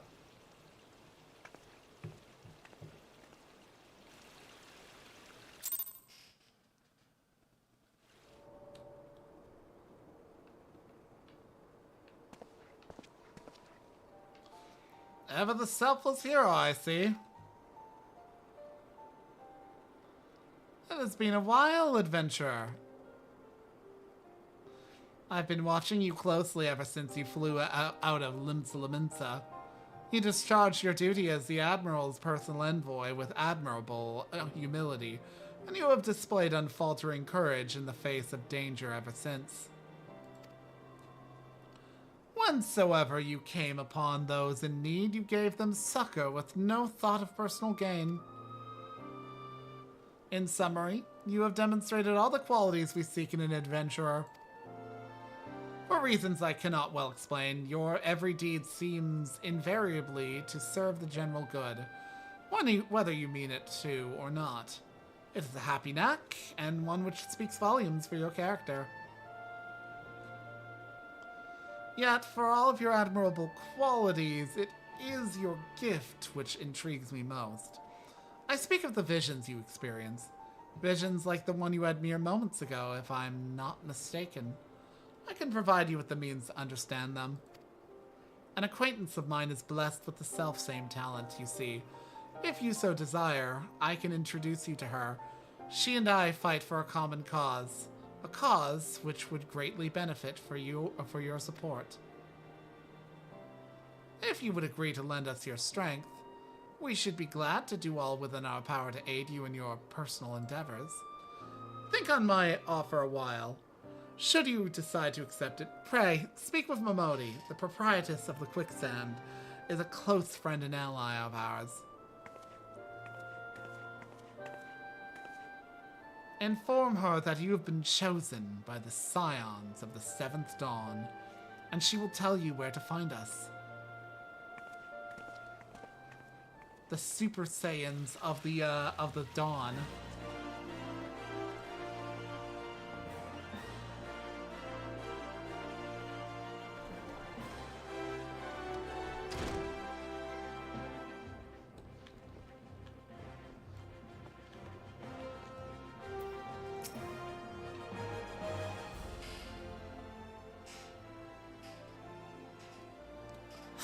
Scenes like that are becoming ever more common, I'm afraid. Don't worry, though. If you work hard, you'll probably be alright. Saying that, if you ever find yourself in a spot of bother, come and see me. Just don't go pestering me every time you graze your knee, eh? Of course, I do enjoy hearing tell of a gentleman's woes with the womenfolk from time to time.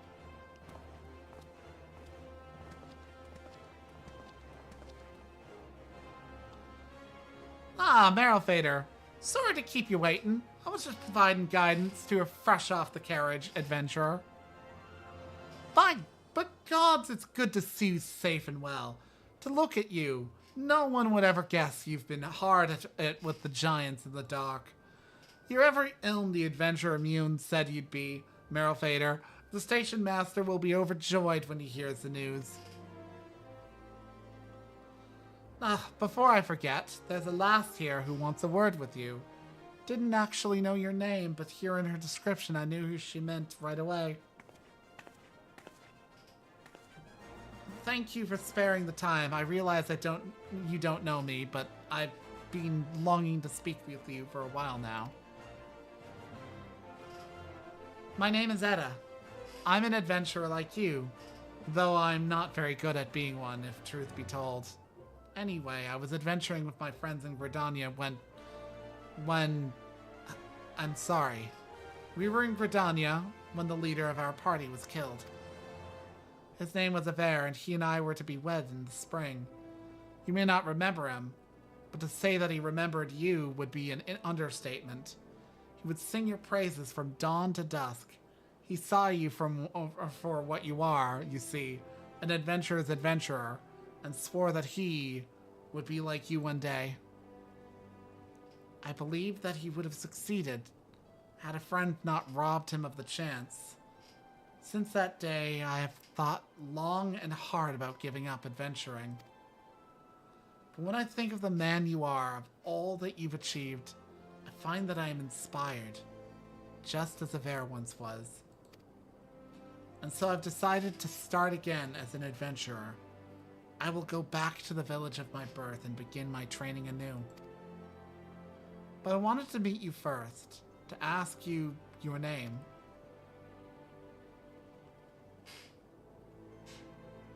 Marrowfader Bilgsethson. I shan't forget. Thank you, Marrowfader. I pray that we will meet again. Fare you well. Adventuring can be a cruel, bleeding business. Time was, I didn't know why anyone would bother. When they first asked me to take charge of the guild here, I didn't want aught to do with you lot. Thought it'd be a right pain in the arse looking after you all. But against my better judgment, I decided to accept the post. And I'm full glad I did. I feel privileged to be part of your lives. And that goes double for you, Marrowfader. What did you say? You want to know about the Scions of the Seventh Dawn? They're beginning to move in earnest, then. Listen, Marrowfader, the Scions ain't no ordinary folk, and the work they do ain't no ordinary work. I know full well how capable you are, but even you would think twice about attempting some of the stuff they do. Knowing that, if you're still certain you want to get involved, I'll tell you what you can, what I can.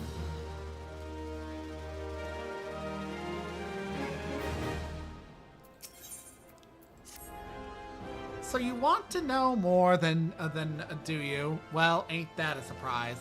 I swear if I painted certain death on a door and limitless wealth on another, 9 out of 10 adventurers would go through the first, and the other bloke wouldn't be able to choose on account of being Uldan. Anyway, don't say I didn't warn you. First of all, if you're wondering whether you can trust these Scions of the Seventh Dawn, you can. They're good people who've made it their mission to solve some of Eorzea's most pressing problems. Of course, that ain't no small task, and so they're always looking for dependable individuals to join them. Individuals like you, Marrowfader. Now, I've been given leave to tell you where to find these Scions, but you must promise to keep this information to yourself. As you could probably imagine, it's something Eorzea's enemies would very much like to know. The Scions are headquartered in Vesper Bay, out in western Thanalan. The place you're looking for is called the Wakened Sands. Give your name to whoever's at the entrance, and you'll be let in. You're a man in demand, Marrowfader, and the days ahead are promised to be busy. But I hope you won't forget about them as helped make you into the adventurer you are. Drop in and tell them how you're faring from time to time, you hear? Right. Well, I've said my piece. Off you go.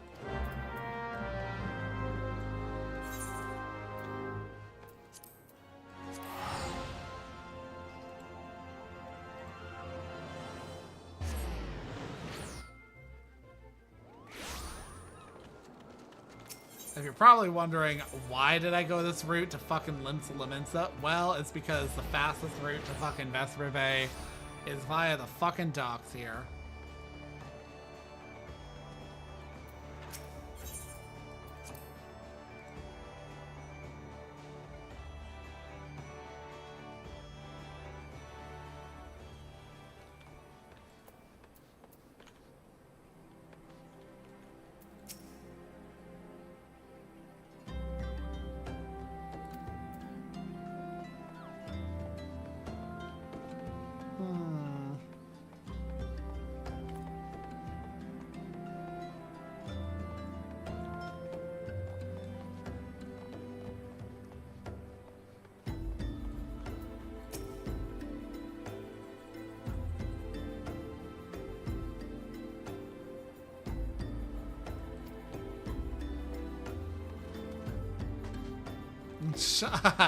Fan favorite character here.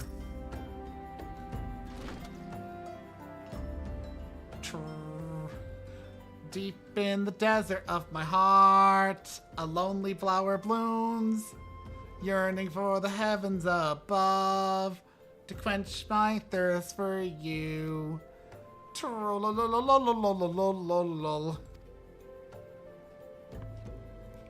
Wah!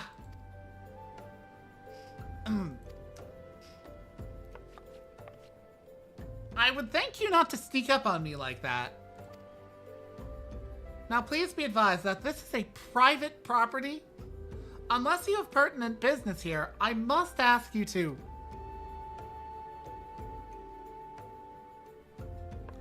Here at the behest of Y'shtola. My sincerest apologies. May I please have your name? Marrowfader, Bilksethson. Ah, here we are.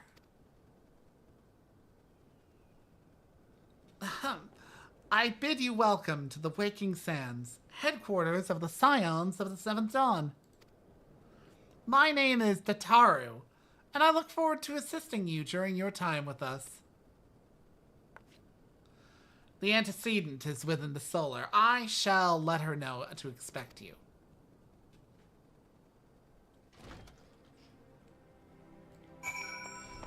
Ah! Why are you doing that? Turn!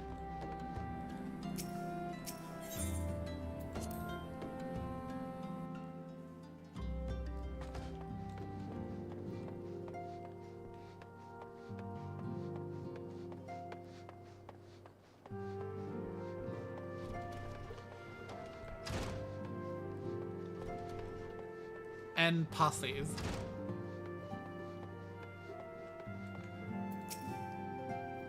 I had a dream unlike any other. I was myself, but then I became something more. When I spoke it out to others, they directed me here. Did you have one too? That receptionist is something else. Did you perchance notice how small she's written the names in her roll? I couldn't make out a single one, no matter how hard I tried. Sorry, just trying to make idle conversation. This whole affair has me all worked up. I thought for sure that was some sort of scam, that they were rounding up hapless adventurers for some nefarious ends. But now that I've seen the facilities for myself, I must confess it looks legitimate. Yabatia. The antecedent made me an offer I couldn't refuse, said that if I joined, I'd get to fight against the Primals and the Imperials, both to my heart's content. I know I could get the same by enlisting in one of them grand companies, but I've never been partial to saluting, if you know what I mean.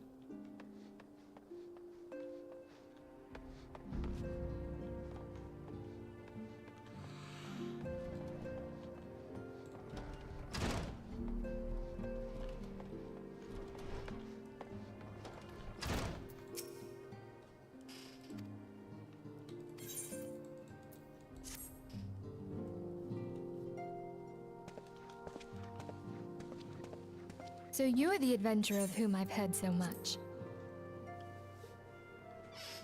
Well met, friend. My name is Minpelia, and I lead the Scions of the Seventh object Dawn. on the back wall. I have awaited your coming.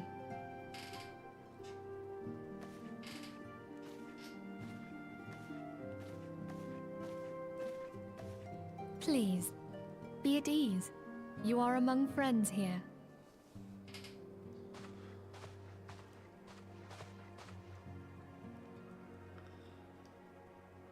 No doubt you are ripe to burst with questions. But have patience. All will be revealed in time. First, let me begin by telling you who we are and what we do. Who is your father and We what are does the he do? Scions of the Seventh Dawn, an order that transcends political boundaries. Our single objective is the preservation of the future of Eorzea. Among our gravest concerns are the godlike beings known as the Primals. Their existence is a bane upon Eorzea, nay, the world at large, and we have striven to find a lasting solution to the threat they pose. Our order is home to a number of individuals who, like you, possess a rare and special talent. This talent takes various forms, but one holds particular interest for us. Tell me, have you ever experienced a sudden, inexplicable loss of consciousness? Have you ever had the sensation of being pulled away from reality? Felt as though you were hovering in space? A mind without a body? Or experience an erection lasting longer than 10 All hours? these things are the manifestations of your talent. Yours is the power to transcend the boundaries These of the symptoms are soul. serious. A Please power talk known to your as doctor if the echo the is Echo. right for you. The echo allows you to pass through the walls of a man's soul and hear the resonations of his past. You will be there in his memories and see things as he saw them. You may even interact with that which you see, though you cannot change the outcome of events. For another blessing, the echo will enable you to know a man's mind even if you cannot comprehend his words. The explanation In of short, why I can speak the any echo is a language in the truly world and extraordinary interact power. with beast tribes. And this power is strong within you. If memory serves, in It is only 1.0, a you shame actually that we had to cannot use skill it up a whensoever we fucking choose. beast tribe language just to speak with people. That's right. I too possess the echo. Possess the echo. With that established, let us return to the subject of the primals. So long as they exist, the realm cannot take so much as a single step towards true peace. Measures must be taken. Measures which transcend boundaries, be they of faction, race, language, or creed. And to do so, the Scions require the aid of those with our talent. Make no mistake, the Echo will be instrumental in dealing with the primal threat. Without it, we cannot hope to save the realm. I know not what it is you desire for yourself, nor what it was that first brought you to Eorzea. But I firmly believe that the power we possess was given to us for a purpose. Why else would the gods entrust man with a gift so extraordinary, if not to have him use it? And so I implore you, lend us your power.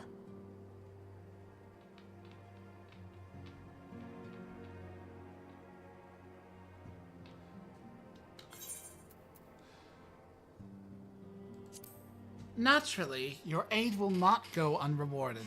We are fortunate to have a number of influential allies, and at a word from me, they will gladly afford you certain privileges that might otherwise be denied you. The right to employ retainers, for example. Are you familiar with them?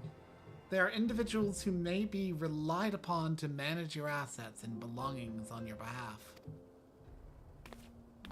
Essentially, they're the banking and auction house system in this game. For those who've never played, you basically don't get the ability to access a bank until this point in the story, much less list shit on the auction house. But if you're kind of like steamrolling through shit, you're not really hurting for money anyways. The papers you requested, my lady.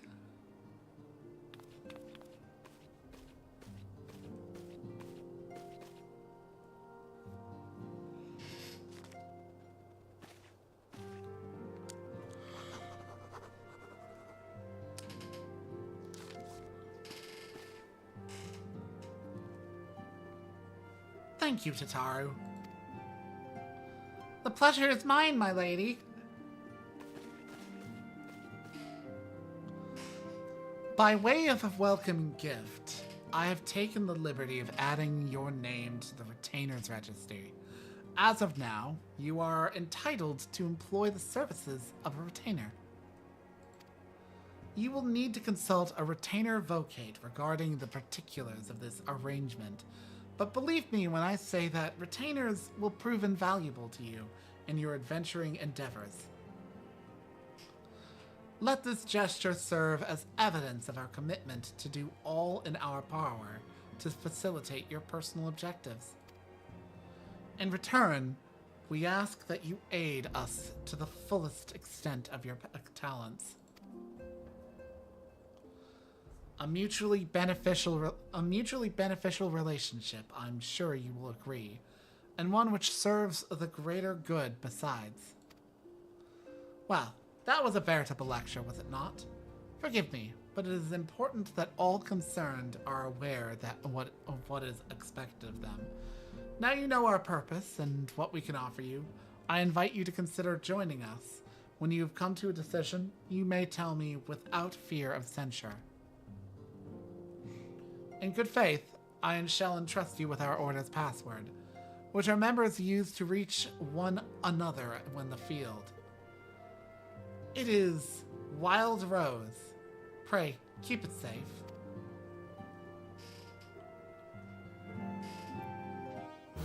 Despite the clandestine nature of all this, the servants of the Seventh Dawn are the scions of the Seventh Dawn are by far the most open fucking secret in Eorzea. Like, it's one of those, not everybody knows them, but everybody kind of knows them, and everybody kind of knows where they operate. Why ever the fucking Legion needs anything to figure them out, I don't fucking know.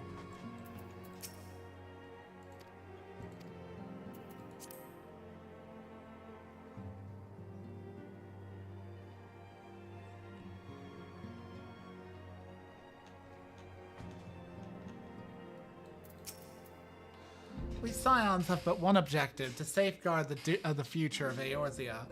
Among our gravest concerns are the godlike beings known as the Primals. Long have we striven to find a lasting solution to the threat they pose. I know not what it is you desire for yourself, nor what it was that first brought you to Eorzea, but I firmly believe that the power we possess was given to us for a purpose. Pray, consider this when you give me your answer, Narrator. I will go wither the wild rose blooms. What? I take it you will help us.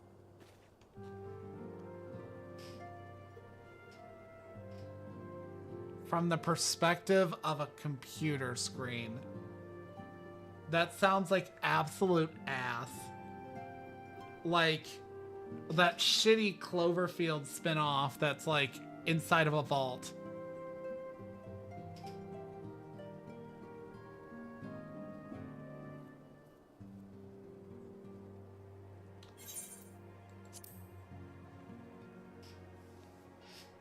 Wonderful. I knew you wouldn't let us down. But come, I would introduce you to your friends in the Order.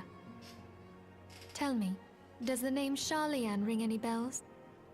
It used to be one of Eorzea's 6 city-states, and was situated in the northwest of Alderaan. But I do know that it would The keep its Sharlayans were the counsel keepers of as the wisdom, world both falls into old and ruin. new.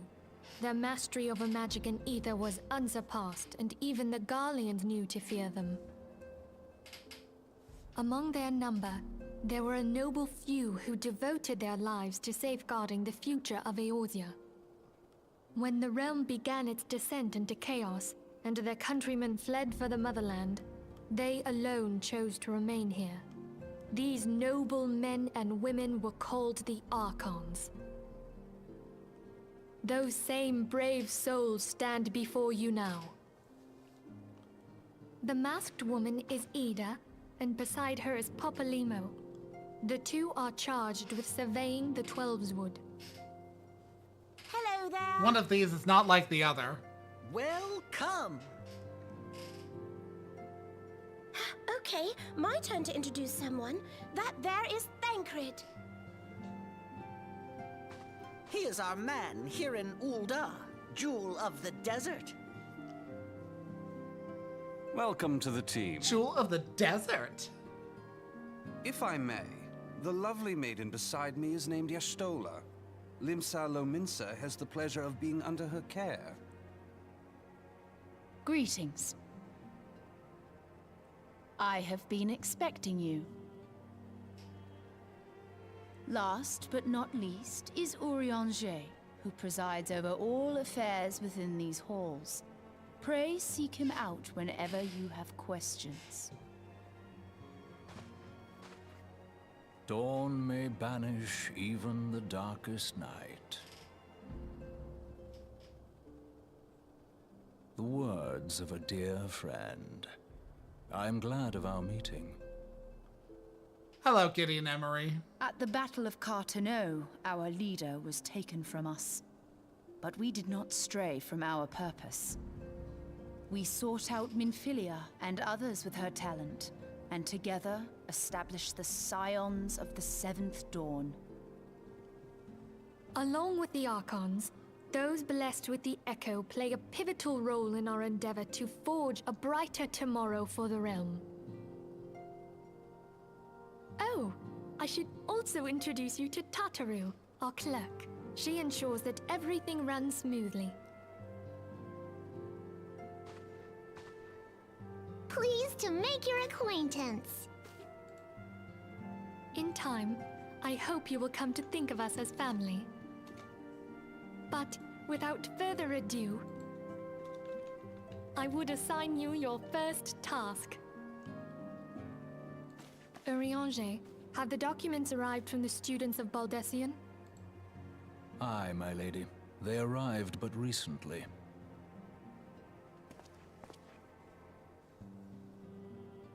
We have received a request for aid from the Immortal Flames.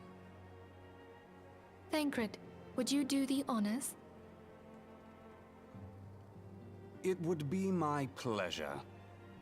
Some days ago, a crystal caravan registered to Amagina and Sons mineral concern was waylaid and divested of its cargo.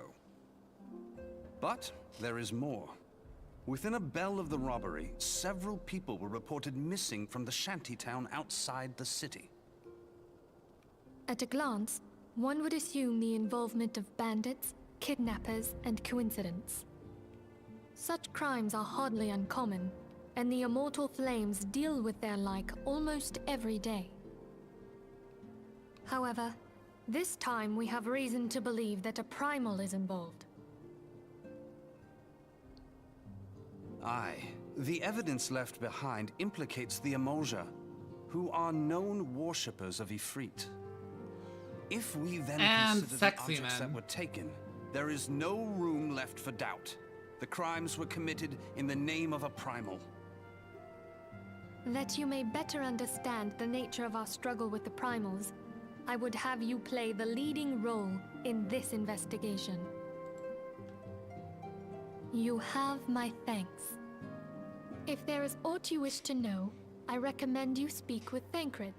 He is well versed in the affairs of Ulda. Ever at your service, dear fellow.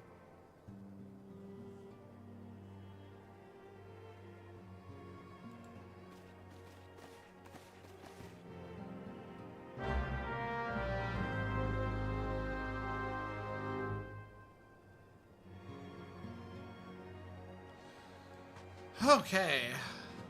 I think I am going to end the stream there because I am absolutely hungry.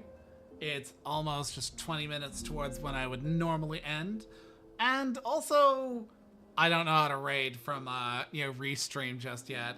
I suspect it might work the same way that it otherwise would work by just typing into the chat, but I don't fucking know. So I think I'll just end it there.